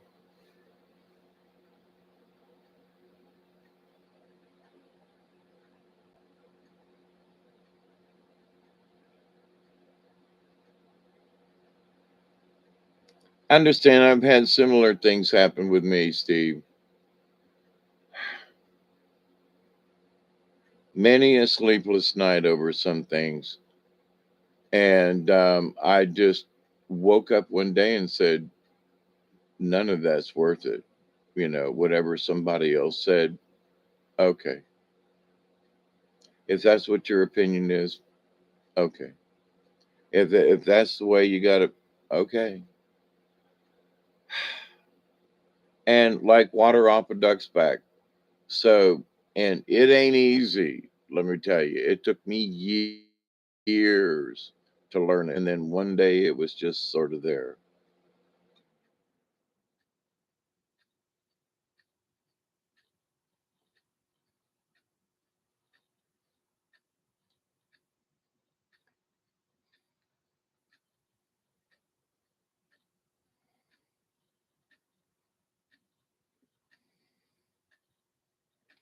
Weird sleep issues. Steve, be safe. I'm going to be praying for you, brother. Okay. Don't give up. Don't get depressed. Okay. We love you, man. We really do. And I know sometimes it's hard to, for some of the things that I've said, it's like, oh, yeah, well, you just don't understand what I'm really feeling inside. You're right. I don't truly understand what you're feeling inside, but I've had similar feelings and I know what those felt like. So be safe, my brother Steve. Okay. And we can chat soon. All right. Keep it together, brother. We're on your side. We're rooting for you.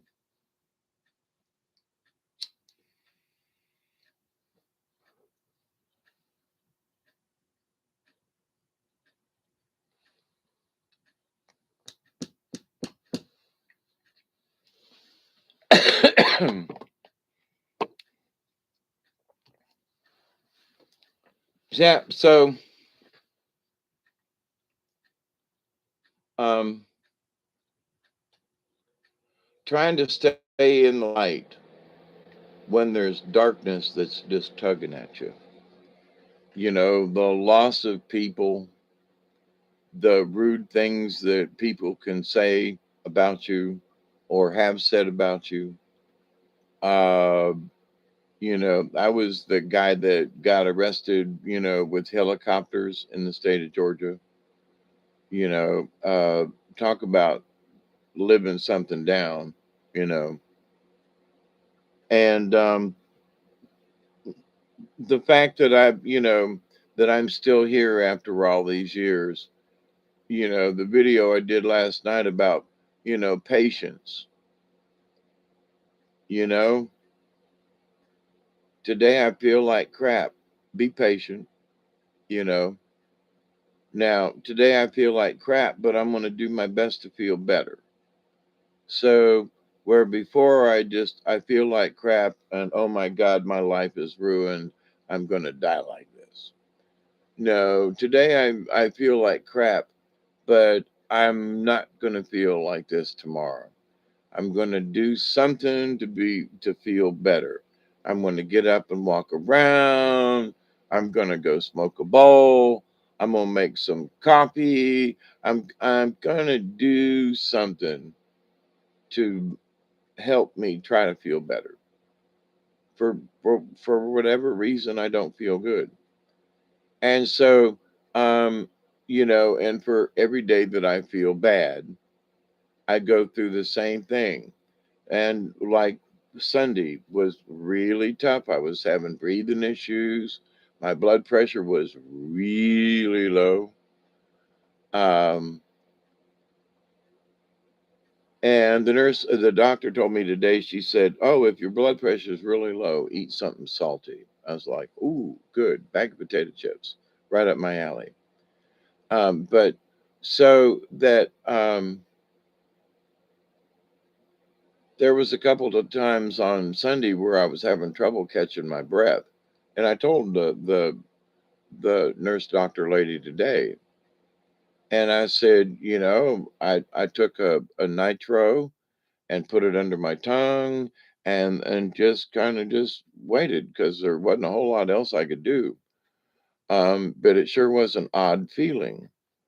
And, the heart attacks, the thought of death always like jumps right in there, you know.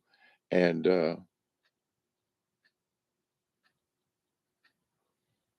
yeah, there are trigger events and,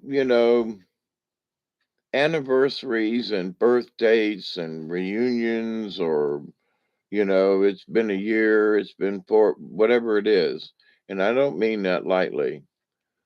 because I've got several dates in my lifetime too, and the date that house burned down, the time I got this, and the when this happened, and you know, and every time those dates would come around, it would trigger me. But I'm very happy to say that with some insight, a lot of insight from the creator and my spirit guides, and some creative meditation, we'll say, um, it's not so much that you go deep into something, but you allow your brain to just open up and accept certain things about whatever a subject might be.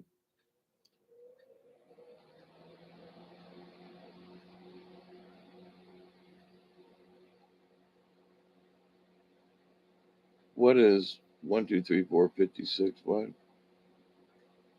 I don't understand, and that's all right. Um, so we keep an eye out in defensive driving. I taught a defensive driving course many, many, many years ago. And I was talking to my sister the other day, and I told her, I said, she wants to go to Ohio again, and so do I. And so we'll drive up there. And I told her, I said, you need to let me drive this time.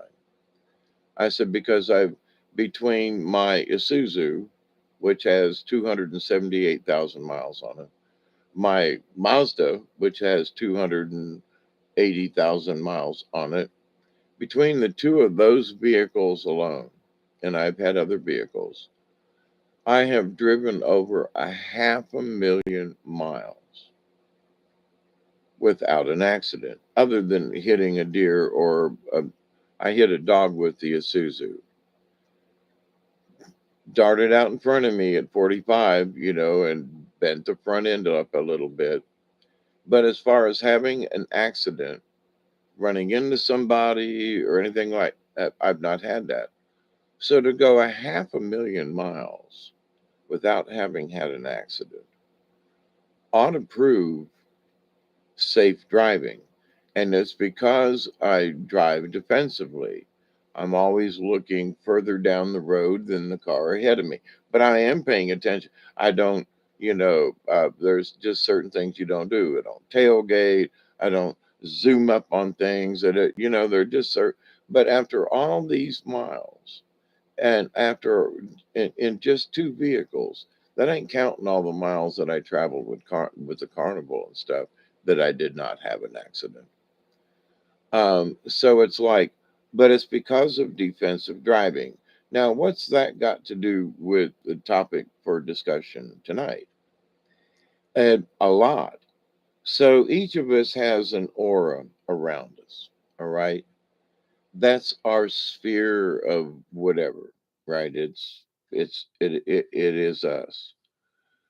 So if we walk into a place where we don't know someone or whatever, if we're skitty, scared, or otherwise, defensive, or there's a couple of big guys in the store or something like that, and you might feel intimidated or whatever, it's going to show, and your aura is going to show it. And other folks might not really know what they mean, but if you take your aura and you're around other people, you're going to collide with them. Okay. You just have to, because you're going to be in close proximity, and it just is the nature of the beast, so to speak.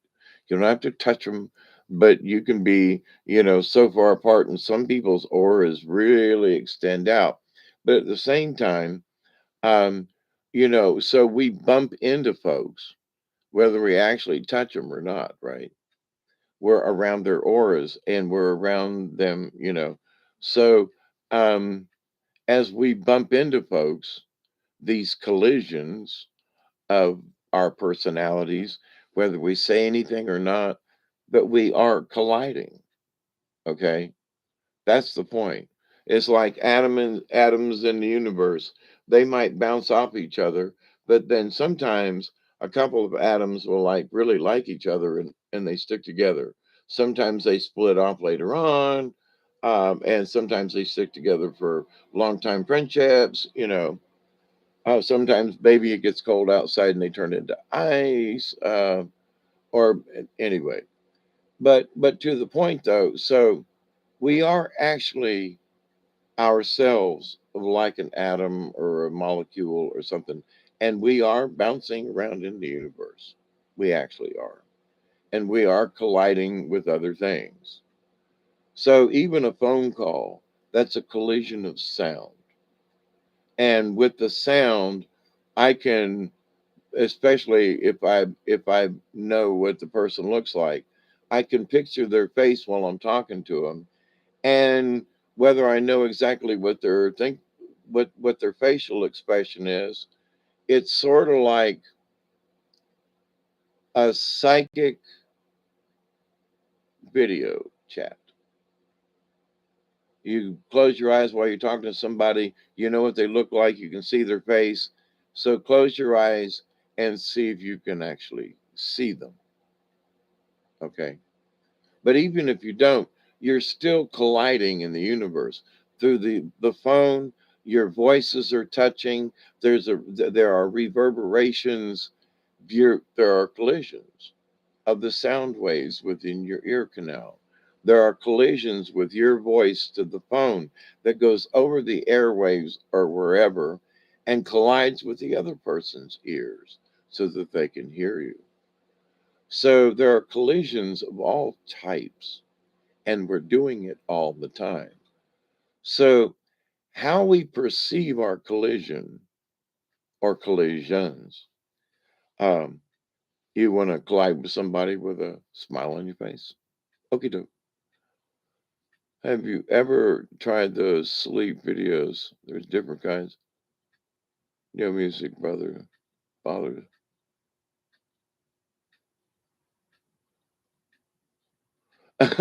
You're welcome. You're welcome, Travis. I put lots of people to sleep. Hypnosis was their calming voice. That's all right, Travis. I understand. Um, there are self hypnosis techniques which are much similar and akin to how to learn how to astral project. And that is that, you start at your toes and you work up the body and you visualize the blood coming out of your feet and up your legs, and that new blood is going down into your toes and replenishing it, and you work it up your body, and you relax your muscles from your toes up one leg and then the other, and then to your buttocks, and then your hands and your fingers and up your arms, and you relax yourself in this way, and you concentrate on the blood flowing back up to your heart and regenerating and rejuvenating your body. And as you're doing this, that can put you to sleep. Also, controlling your breathing. So you just close your eyes and so many breaths in, you hold it for so many, and then out. And then you regulate your breath by, and also if your heart's pounding too much, it will also regulate your pulse. But in doing so, that it can help to relax you to go to sleep. Hypnosis, yeah. And it's not about any kind of calming voices or whatever. But you can talk to yourself out loud. um I'm going to close my eyes. I'm going to close my eyes, and that means I'm going to go to sleep. As I close my eyes, you say it out loud. As I close my eyes, my body is going to calm down. As I close my eyes, I'm going to relax from my toes to my nose. As I close my eyes, I'm going to allow my brain to calm down and to go into a restful thing. Now, this is self hypnosis, but you're telling yourself through these different stages what's going to happen. I'm going to close my eyes. As I close my eyes, these things are going to happen. And you don't try to, oh, and it's not like, oh, you're going to do this, or, it's not when I count to three, you're going to wait. Nah. But it is very helpful and it does work, especially if you allow it to. Did you hear me, Travis? And everybody else? But so this self hypnosis really does work. If you breathe in twice and then breathe out, it's supposed to relieve anxiety and stress. It's what animals do to bird dogs stressed about something. If you breathe in twice, okay, old Chinese breathing technique thingy, something that a long time ago, okay, and it's that you breathe in for the count of four, all right? You hold your breath without anxiety to the count of four, and then you exhale to the count of six, which means you are really trying to, when you get to four, you're like out of air. And you're still, because you breathed in for, held for four, and then you try to breathe out for six. You're you're looking around your body to find air to push out. But what it does is on that release, it means to exhale slowly, to not breathe out too quickly, and take that long breath out. And it depends on the repetition, meaning, um, you breathe in, you do the hold. There's usually a six count of that, at least. So you do that holding thing at least six times. You can do it 10 times. If you do it 10 times, then because you're focusing so much on the breathing and to get the air out and to control it, and you'll forget a bunch of other stuff. Your brain will clear.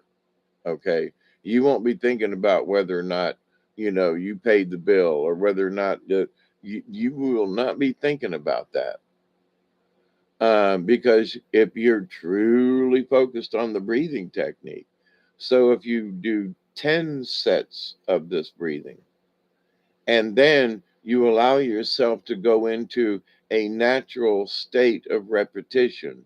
So you're still kind of counting four in your head, and you don't hold it now for four. But as you breathe in and your lungs and your diaphragm is full, then you just let out to the count of six. And you just it's like a slow leak in a tire or an inner tube. You're just letting that out and just squeak. But it's also how you relax yourself to do uh, uh, different meditations, but also learning this breathing technique was the technique that I learned as part of learning how to um, astral project. When you have to learn how to control your breathing, you have to learn how to control the body and relax it. You have to control. It's the control. You take control of your body. It you where it's all it automatically breathes for you. I don't have to sit here and count whether or not my heart is beating. I know it is because I'm still sitting up, you know, and my heartbeat fluctuates as everybody's does, but to the point though, we don't think about how many beats is it doing. If you thought about your heartbeat, it would drive you nuts. But when you do think about your heartbeat, and you think about that it's going da-doom, da-doom, da-doom, da-doom, da-doom, and you focus just on your heartbeat along with your breathing, then you can attain a state of meditation simply by doing that, without thinking about nothing, without trying to rid your brain of excess thoughts or emotions or nothing.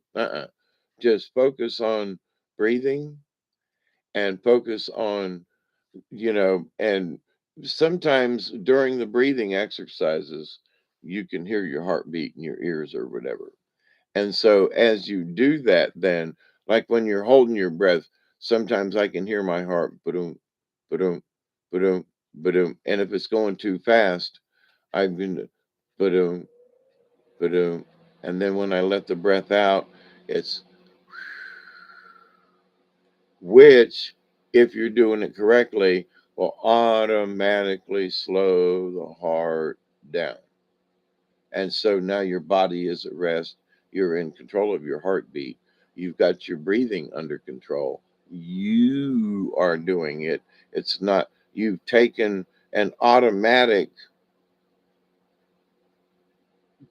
we breathe automatically, our heart beats automatically. But now you've taken something that is an automatic response within the body, and you've taken over consciously control over it. That's a big deal. You know, that's a big deal. Oh, have you tried it a little bit? But you can do it in a chair, you can do it sitting in a doctor's office. I mean, you can put yourself into a Zen state, what I would consider a Zen state. Because, I've tried all different kinds of meditation, but when you can do the breathing exercise and you're conscious of what you're doing, and that so you'll for you can be I've been in a crowded room and just I wasn't in a crowded room anymore, after like about the third repetition or the fourth time of breathing in and out, and about the fourth one, and if you're doing 10, by the time you get to that fifth one, the stuff in the room, you ain't paying attention to it. I mean, it's almost like the room disappears. It's, especially when you practice it and you get good at it. And you don't have to stop with 10. I mean, you can still do I'm saying, breathe in 4, hold it to 4. Now, were certain techniques that you actually held your breath for 6 and then let it out in 4. There were different ways that you could combine, but the one thing that was always con, phooey, consistent was the fact that you breathed in to the count of 4, and you breathed into your lungs and to your diaphragm, and you breathed in your whole body. Now you should breathe through your nose and out through your mouth. Okay. It goes up through your nostrils, clean air into your brain. After it's been recycled and everything, you let it out through your mouth. Okay. So I'll be lying down just right and start hearing my heartbeat, and I'll move about instantly. And I'll move about instantly to not hear it. It drives me nuts when I hear it. It's just word I think we should be comfortable with hearing it. Your heartbeat, and that's one of the things that if if if the heartbeat's thundering in your ears, it's ticking you off, then that's the opposite thing it should be doing. um because that's one of the things. It's sort of like, um there are things in the world, like when I was in jail, there were noises and things, and it just would piss me off. Keys rattling, it's this, 4-story building and has, you know, is steel and concrete. And on the third floor where we were at in our cell blocks at night, we could hear stuff that was going on in the kitchen 3 floors below us. Okay. Actually, it was 2 floors, but we could hear stuff that was going on the first floor. You know, keys rattling, doors clanging, just stuff, you know, and you're trying to sleep and it's 3 in the morning and there's like banging and clanging and and so rather than it pissed me off, I was like, oh, there's the guard walking down. He's going to get the cooks at 2:30, 3 o'clock, and you can hear him opening the cell blocks to get the guys that are going to cook the breakfast cooks, and you can hear the keys jangling as he walks down the hallway, and so rather than it pissed me off, it was comforting. So you just turn it around. Oh, it pisses me off. Well, there's a noise. Well, my heart beats so loud it's keeping me awake. Then focus on it and hear it and listen to it like a drum beat. Hey, wah, hey, wah, hey, ba-dum, ba-dum, ba-dum. You're not going to annoy me. I'm going to, you know, beat along with you. I'm going to take it and turn it into a positive. And, use the rhythm of the heart or the whatever. But sometimes, there's a clock that was tick tock, tick tock, and noisy as fuck, and it's on the other side of the room and late at night, tick tock, tick tock. What is the fuck is up with this clock?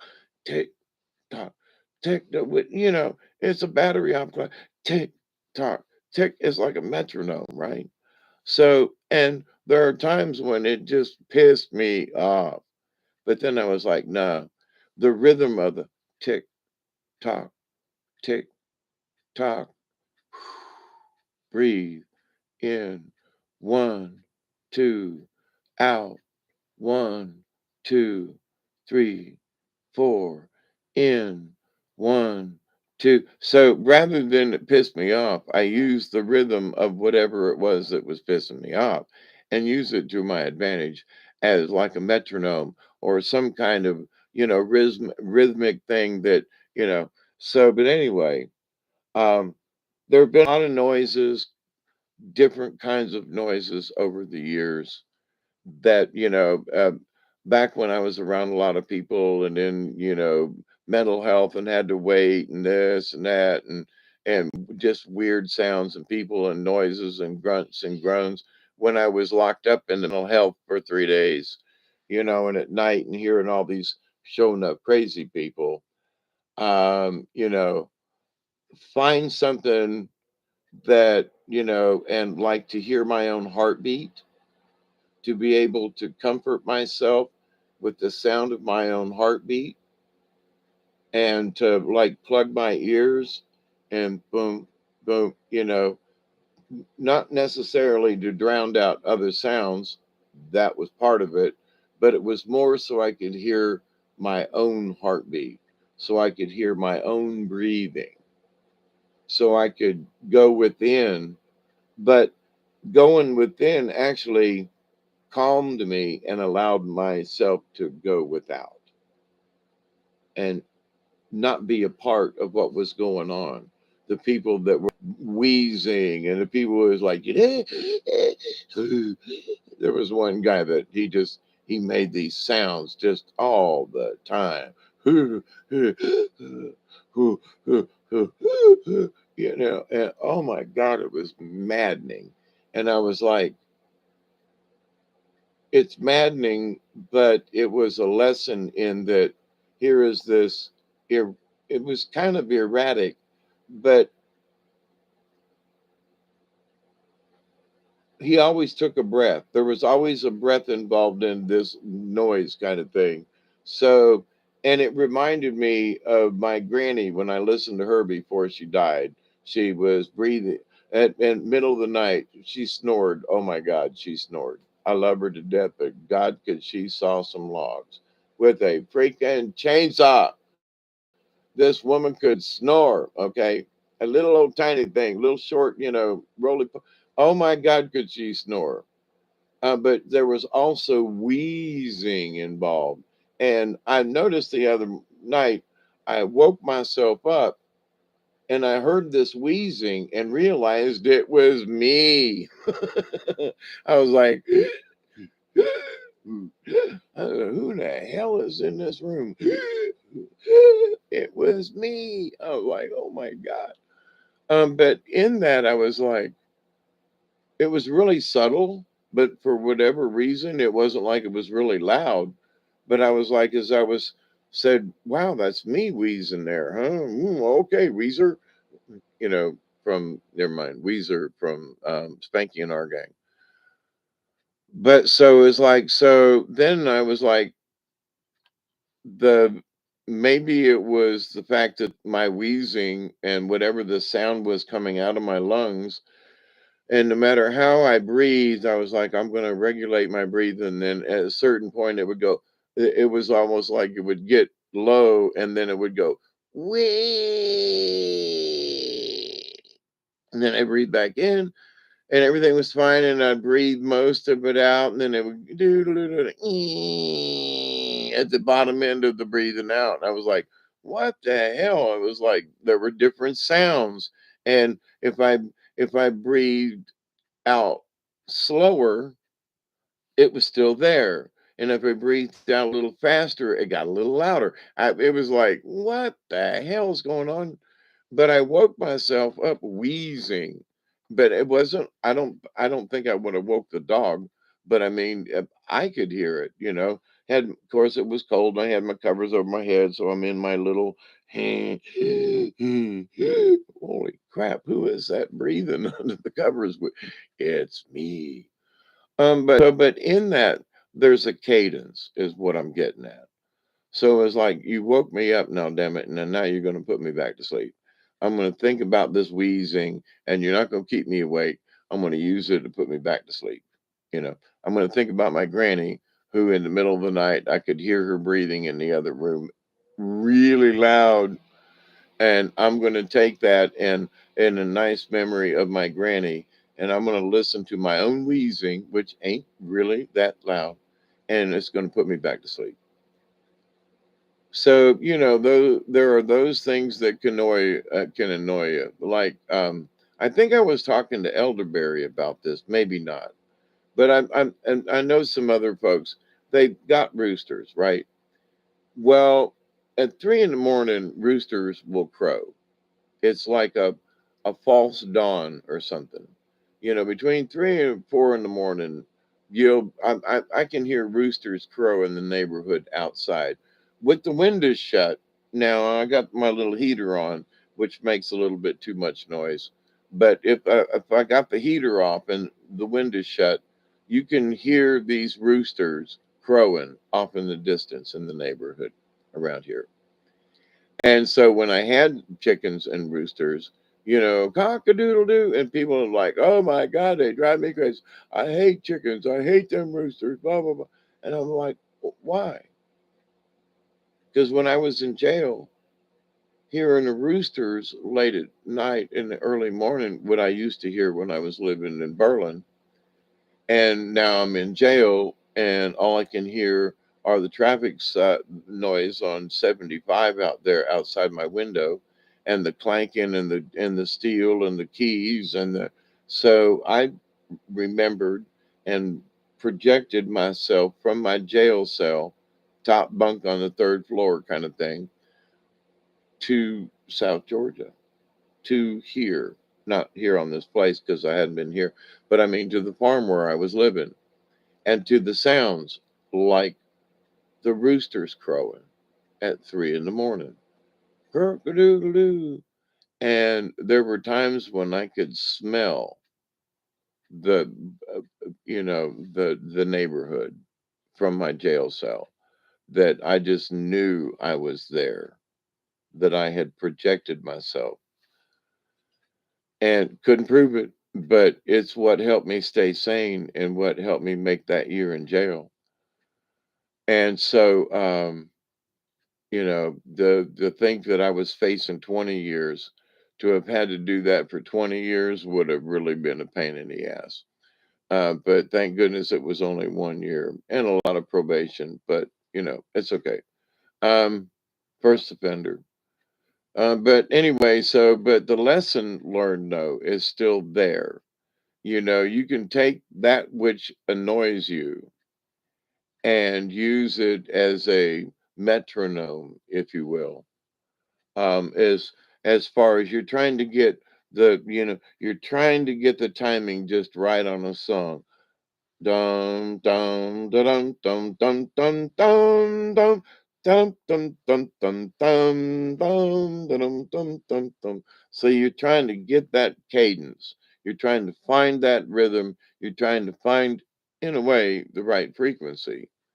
So whatever is annoying you, see if you can use it, in a metronome kind of way, you know. Yeah, but it annoys me. Well, that's where you got to stop right there. You got to tell yourself in that state of mind, that noise is not going to annoy me. I'm going to use it and it's going to help me go to sleep.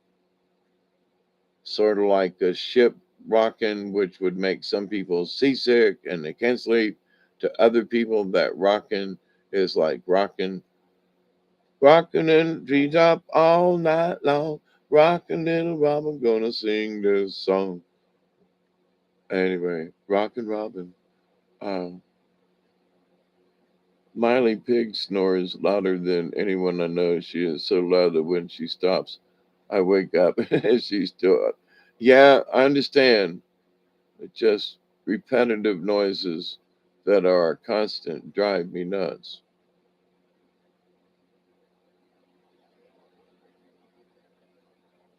Oh yeah, the clock and you took the batteries out. Yeah. Well, see now those things that used to annoy me, Travis, and now and in the meditation of things. And years ago, I was listening to the Dalai Lama or one of them Hindu geeky guys, and they were talking about this, and they were like, "How come this doesn't bother you?" And he said, "Well, what's to say it doesn't bother me?" And they were like, how the Dalai Lama kind of speaks in, the other side of, not double sided, but anyway. So he's like, how do you know it doesn't bother me? Just because I don't say it bothers me doesn't mean that it does or doesn't, you know. But I choose not to let it bother me.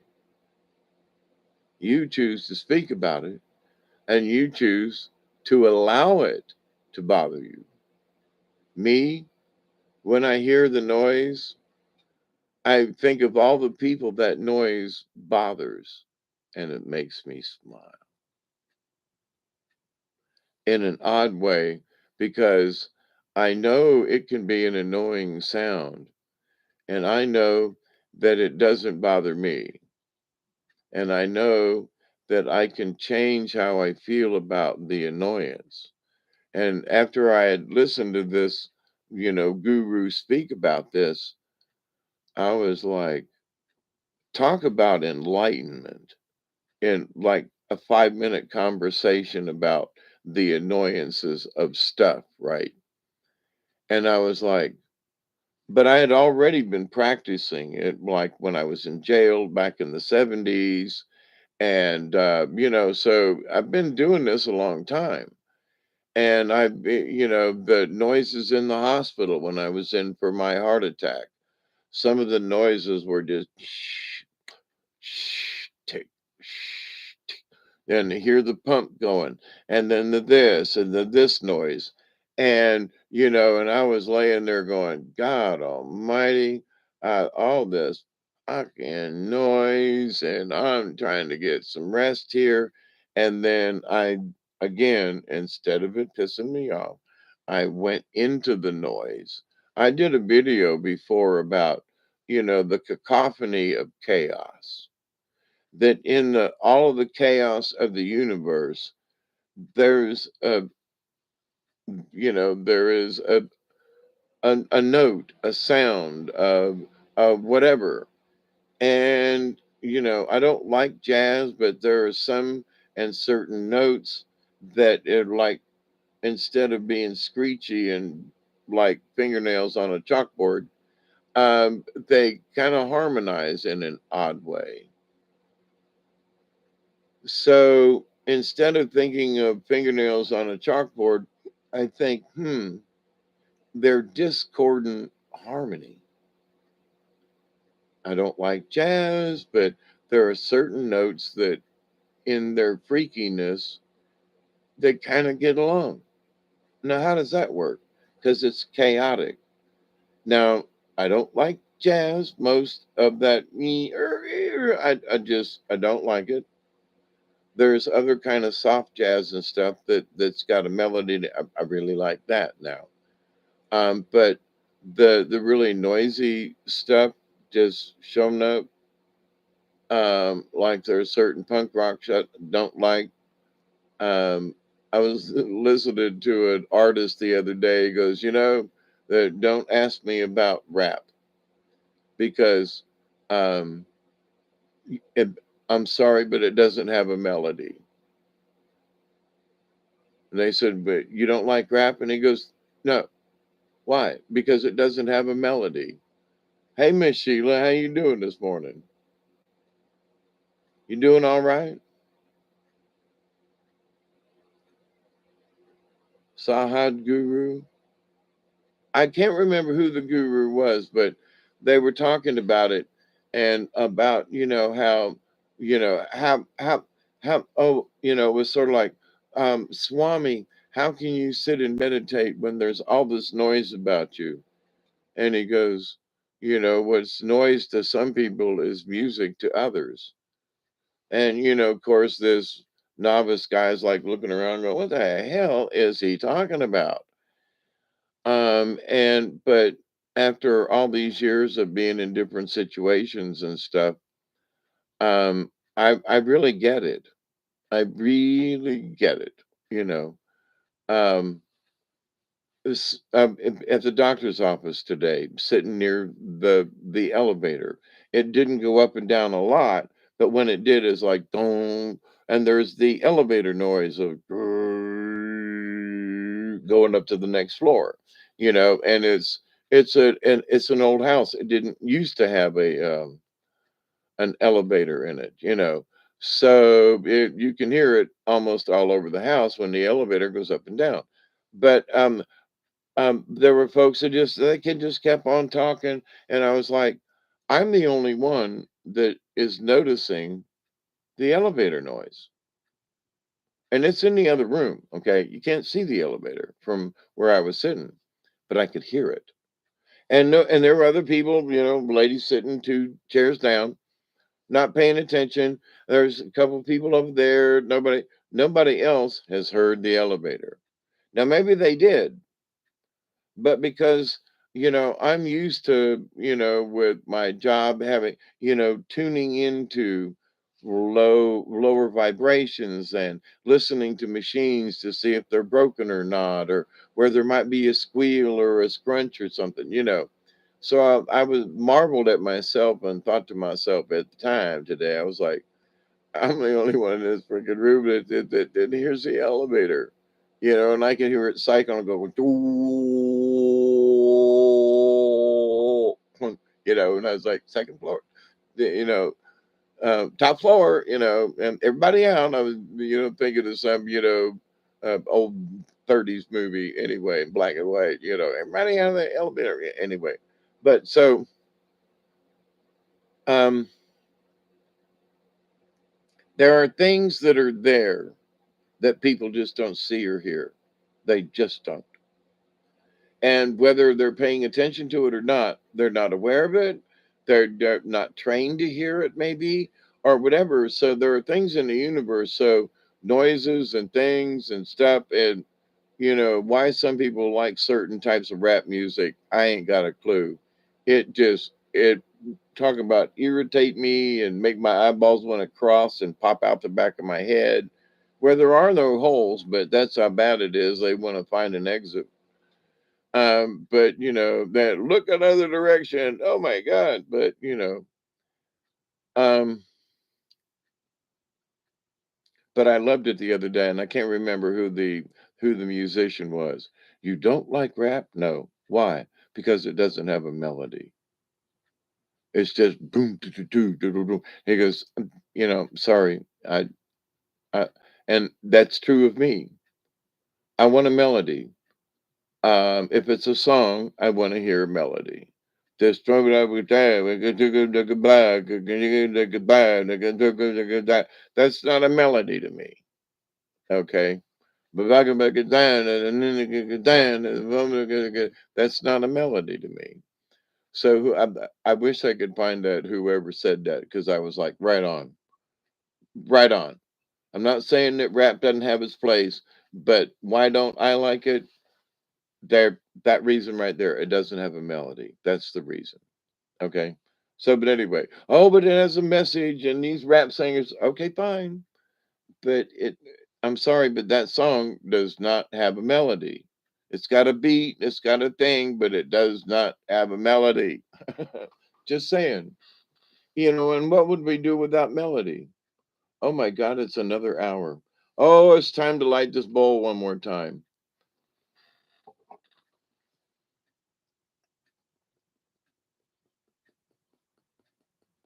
Miss Sheila, I went to the heart doctor today, and my EKG was good. My blood pressure was good. So,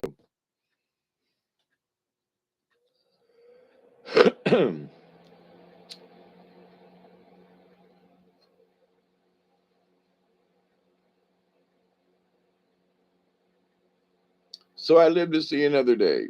His appointment went well, he said. Yeah, right.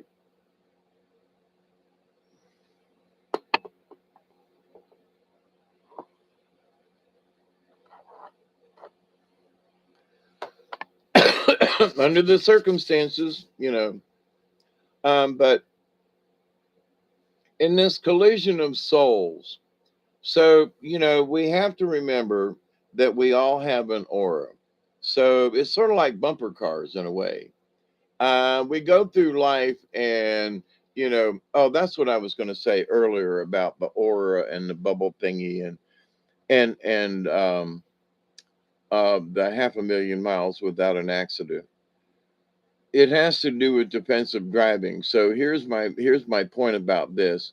So our auras are like our cars in a way. So we look around and we be observant of our surroundings, and we do our best to avoid bumping into the wrong kind of folkses, or to not bump into anything at all, right? So it's not that we have to be scared or whatever, but we have to just simply be aware. So you look around and you go, okay, you know, client number one standing over there, whatever, I'm going to avoid that person. There's something about their aura or whatever, and I'm going to smile and wave at them and be cordial, because they could potentially be an enemy. You know, the guy might, follow me outside and try to rob me. Good luck with that. But,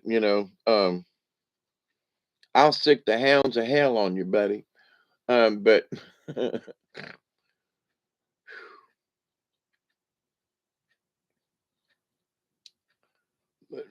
three songs trying to run through my head at the same time. Sorry for the interruption there.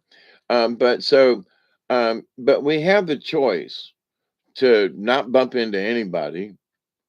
And I don't, that means we're not going to smile. We're not going to have a conversation. We're not going to just participate. We're going to go on about our own little business, and we're going to keep our little protective shell, which is okay. But then you miss out on what some of these possible collisions with other people. I mean, hanging out with the doc today and telling a joke or two and talking about this or that. And we talked about my spine too. Um, and then talking with the nurse, and we were talking about something different. We were talking about this and that and blah, blah, blah, blah, blah. So each time you, quote, bump into someone, when our energies collide, we have the opportunity to make something of it. Now, I say maybe it's a raindrop, or maybe it's a snowflake, or maybe it's, a positive charged particle. Two people looking at each other eye to eye, smiling at each other, telling a little ha ha joke and laughing, and and that spark that we share. Our energies have collided. Our, we've touched. Even though she was over there and I was over here, we still touched. Our spheres of beings collided with the smile and the kind words and the looks with our eyes and body language and kind words. So we have this opportunity to go out into the universe and collide with folks in positive ways. Now, we don't have to go out, but we have to make ourselves, we talk to people, somebody on the phone, maybe somebody we haven't talked to in a while.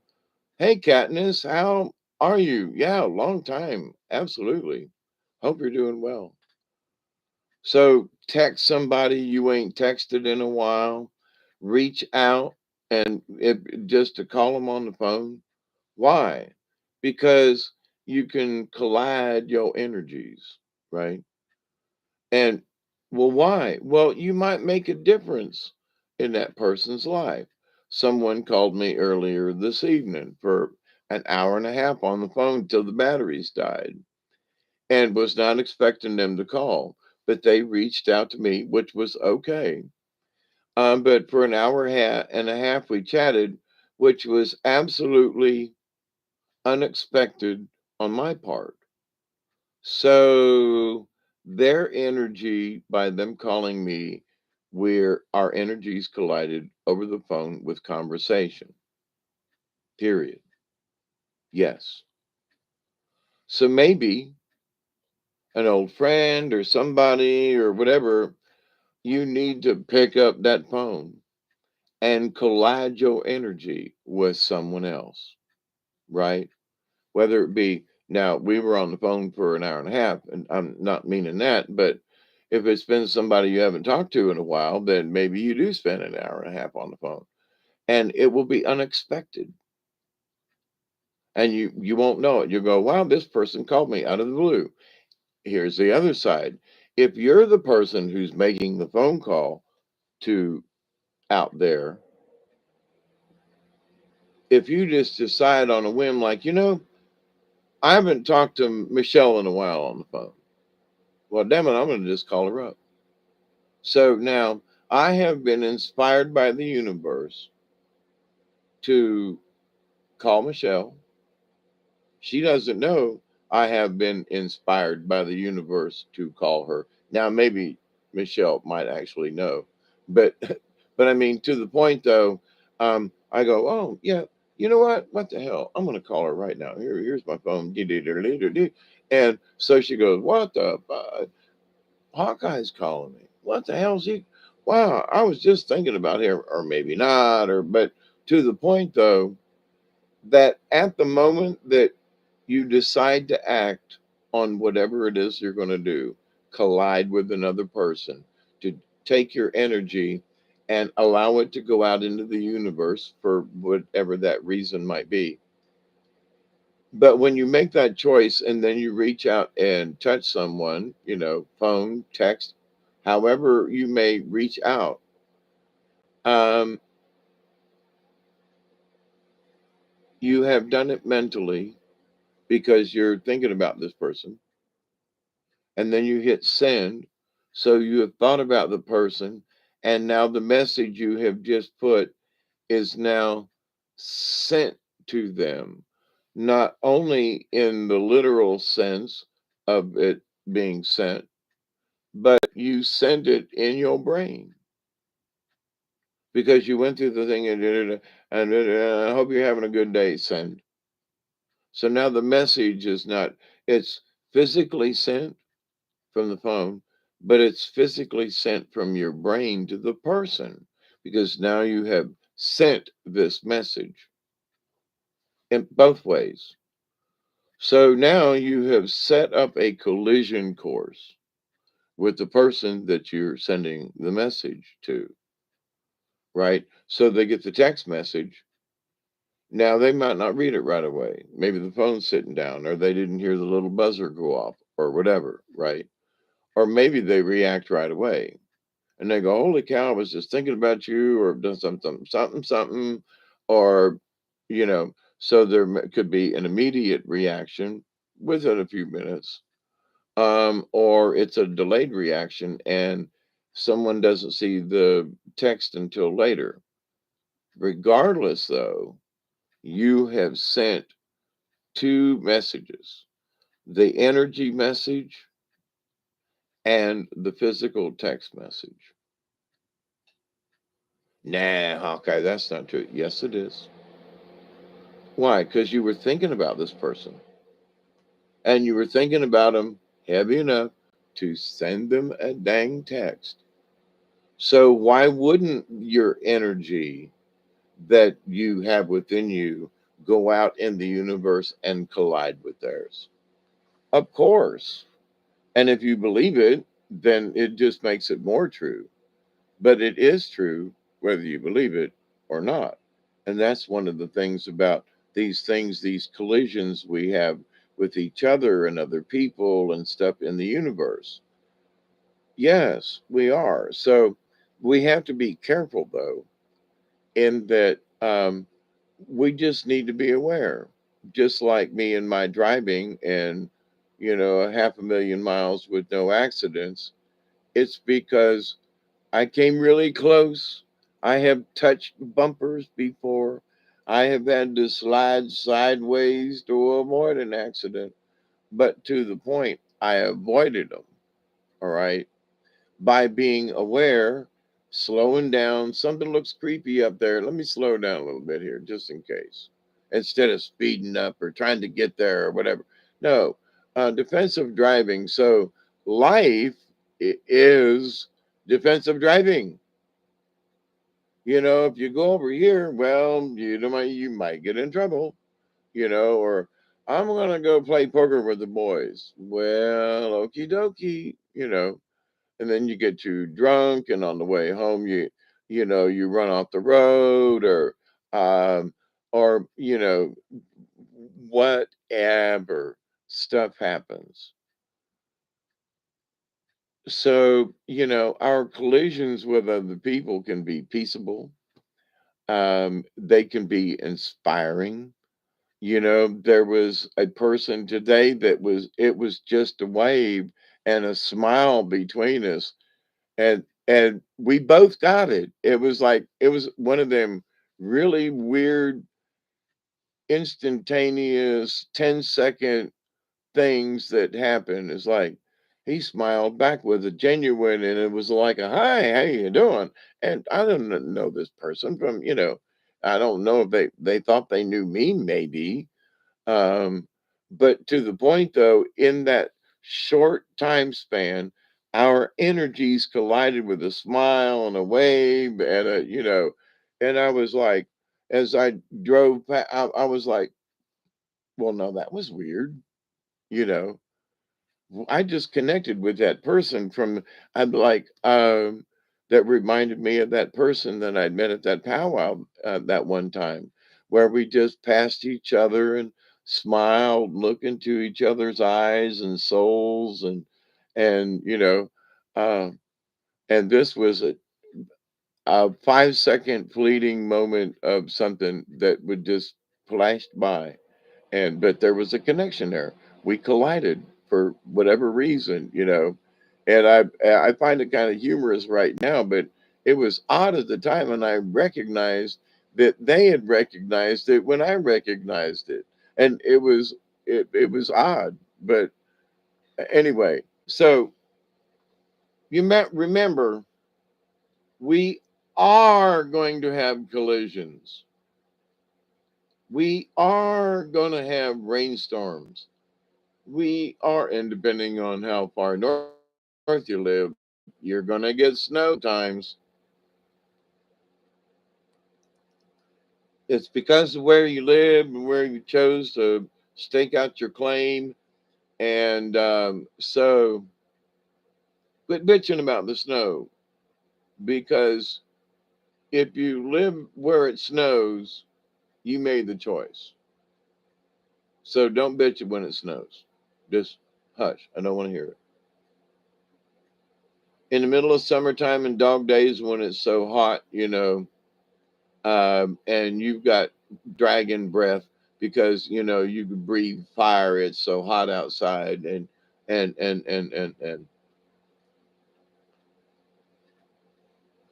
it's the months of the year I don't like, and I put up with them and tolerate them, but I try not to bitch about it anymore because I've made my decision to live here.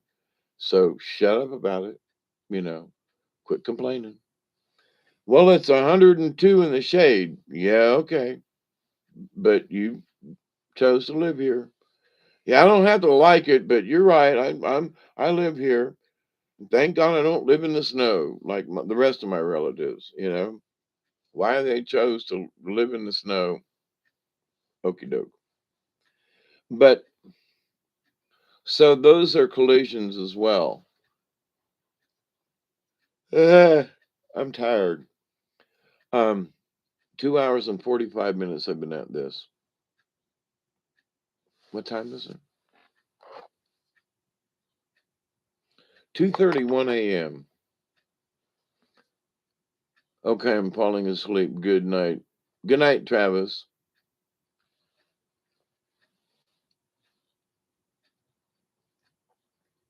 Oh, oh, I was thinking about that today when I rode up on the elevator.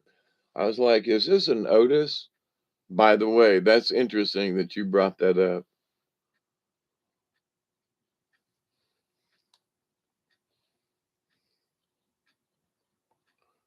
Just getting small people ready for school. Oh my goodness. Thank I'm so glad I'm 70 and I don't have that, you know. I mean, I have gone through it. I've helped raise other people's children's, used to work at a school and stuff, and boy, I do not miss that. I gotta say.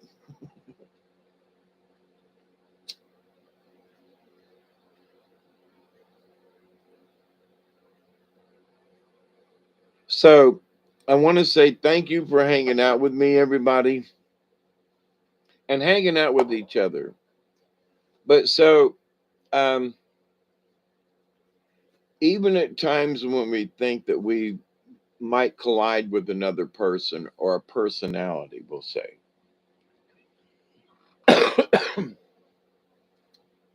sometimes that opposite personality can teach us lessons. So you might say, well, I don't want to be around that person. Okay. But maybe you need to be around them because you need to learn how to deal with people like that so that people like that don't piss you off. And I've had several lessons like that where people were treating me a particular way.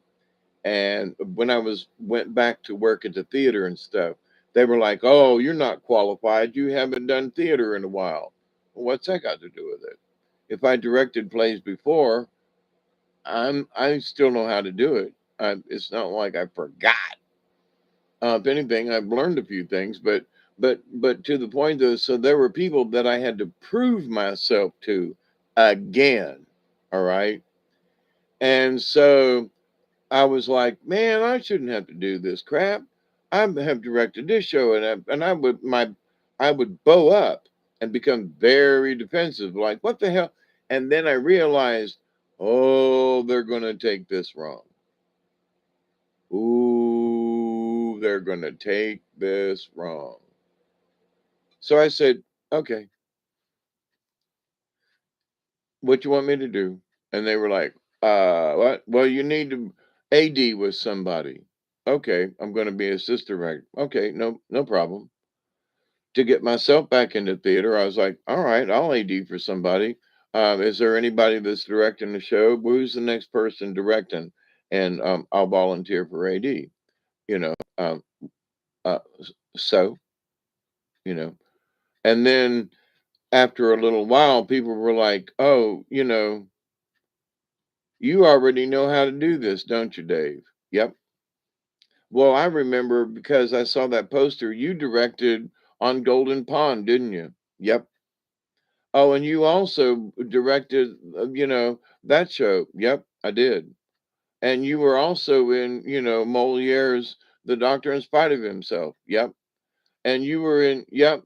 Oh, well, I guess maybe you are qualified. So rather than argue with these folks as to my kind of sort of obvious qualifications, because some people, not everybody, some people wanted to be horses' asses. I had to learn to not let it bother me. I just go, okay, if that's what you think I need to do, then all right. Well, come to find out later on, they were kind of testing me to see whether or not I get pissed off. And when I didn't get pissed off, they came up to me and said, wow, you really have changed, haven't you? And I was like, I told y'all I'm not the same person I was a few years ago. I've been through a lot, been through this and that, and um, I'm a whole lot better now. Thank you very much. But you had to prove it to people. But to try to for I'm better now, damn it. You must listen to me. You can't do that. You just have to be patient and persistent. Last night's video. And kind of sort of plan who you collide with. See, and that ties into tonight's video or this morning video. You see, it all connects. It all touches each other in the universe as it will, it's all connected. So when we can take a step back and kind of sort of like Hawk and look at the horizon instead of what's just in front of us. We see those things that are close by, but we need to be able to look at the bigger picture too. So in my defensive driving over my many years of driving, you look a little further ahead and make sure there's nothing in the road or there's something's going on. I've even developed over the years a deer warning where it's just like, whoa, slow down. What?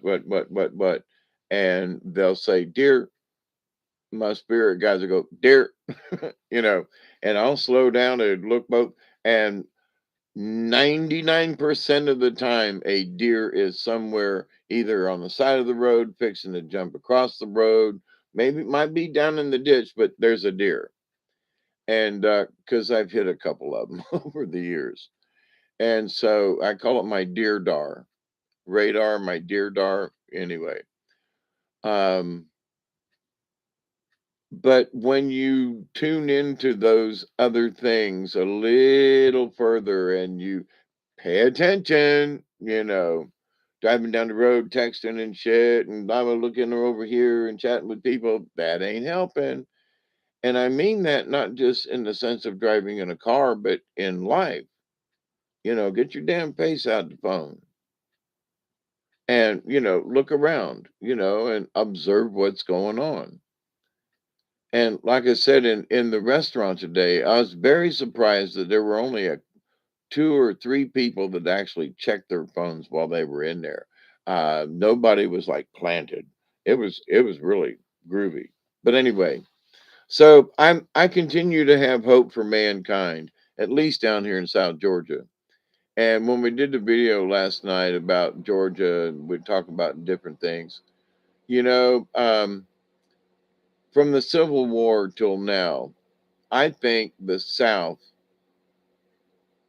the South shall rise again, and I think the South has risen again. Atlanta has become one of the big movie meccas now.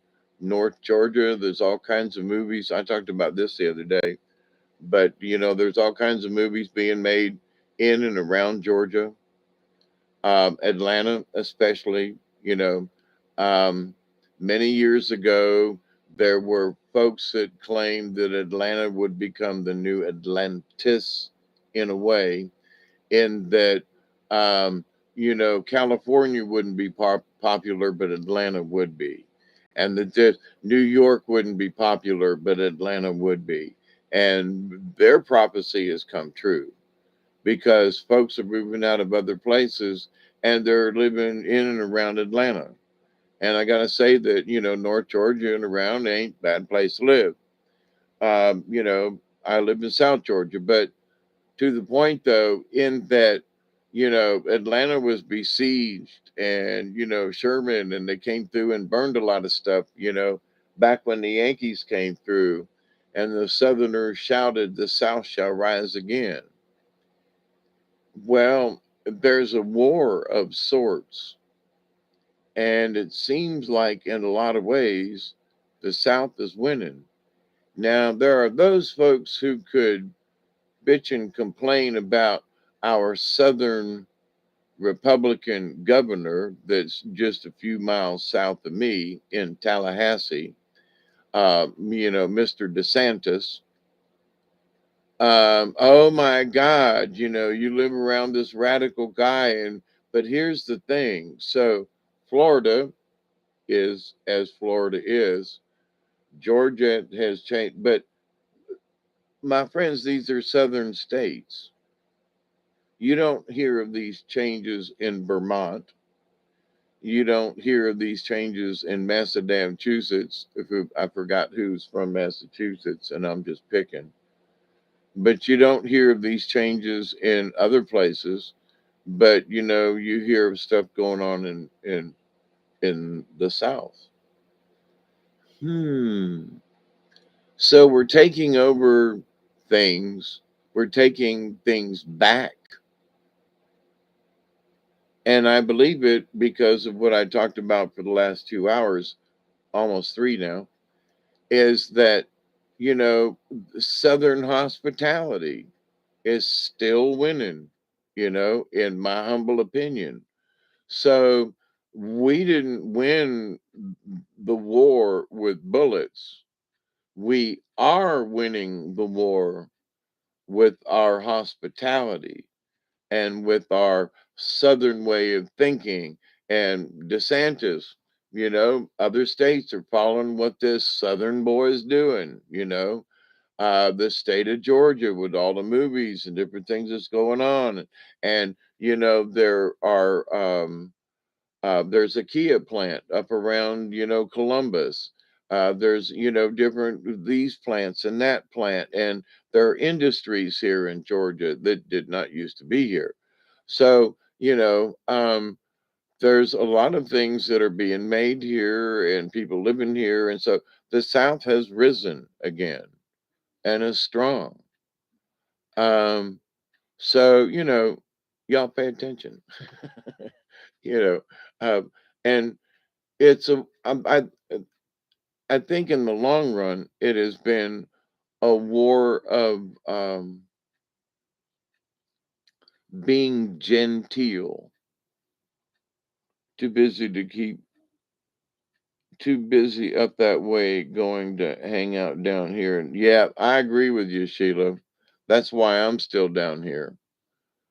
But I'm there, but to the point though, so many people have relocated, from ooh, California, this and that, and blah blah blah blah. But and what are they doing in Georgia and Florida and all of a sudden, we're popular.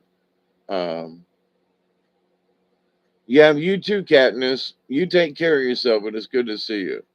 Yeah, I'm fixing to shut this thing off. It's been 3 hours now. I love you very much, my dear, dear friends. And so keep up the good work. I am elated in many ways. Like I said, I know that there's darkness out there. I know that every community and everything is not like it is here or around here or whatever. I know, I understand it. But I still think there's hope. If there's hope for us down here that used to hang them Negroes and we had all them slaves and used to whoop them, beat them, and treat them mean. And now there are folks that in a restaurant in this day and age are just, hey, baby, how you doing, darling? And that's whites to black, and that's blacks to whites. And they're giving each other hugs and we're all getting along in the deep South.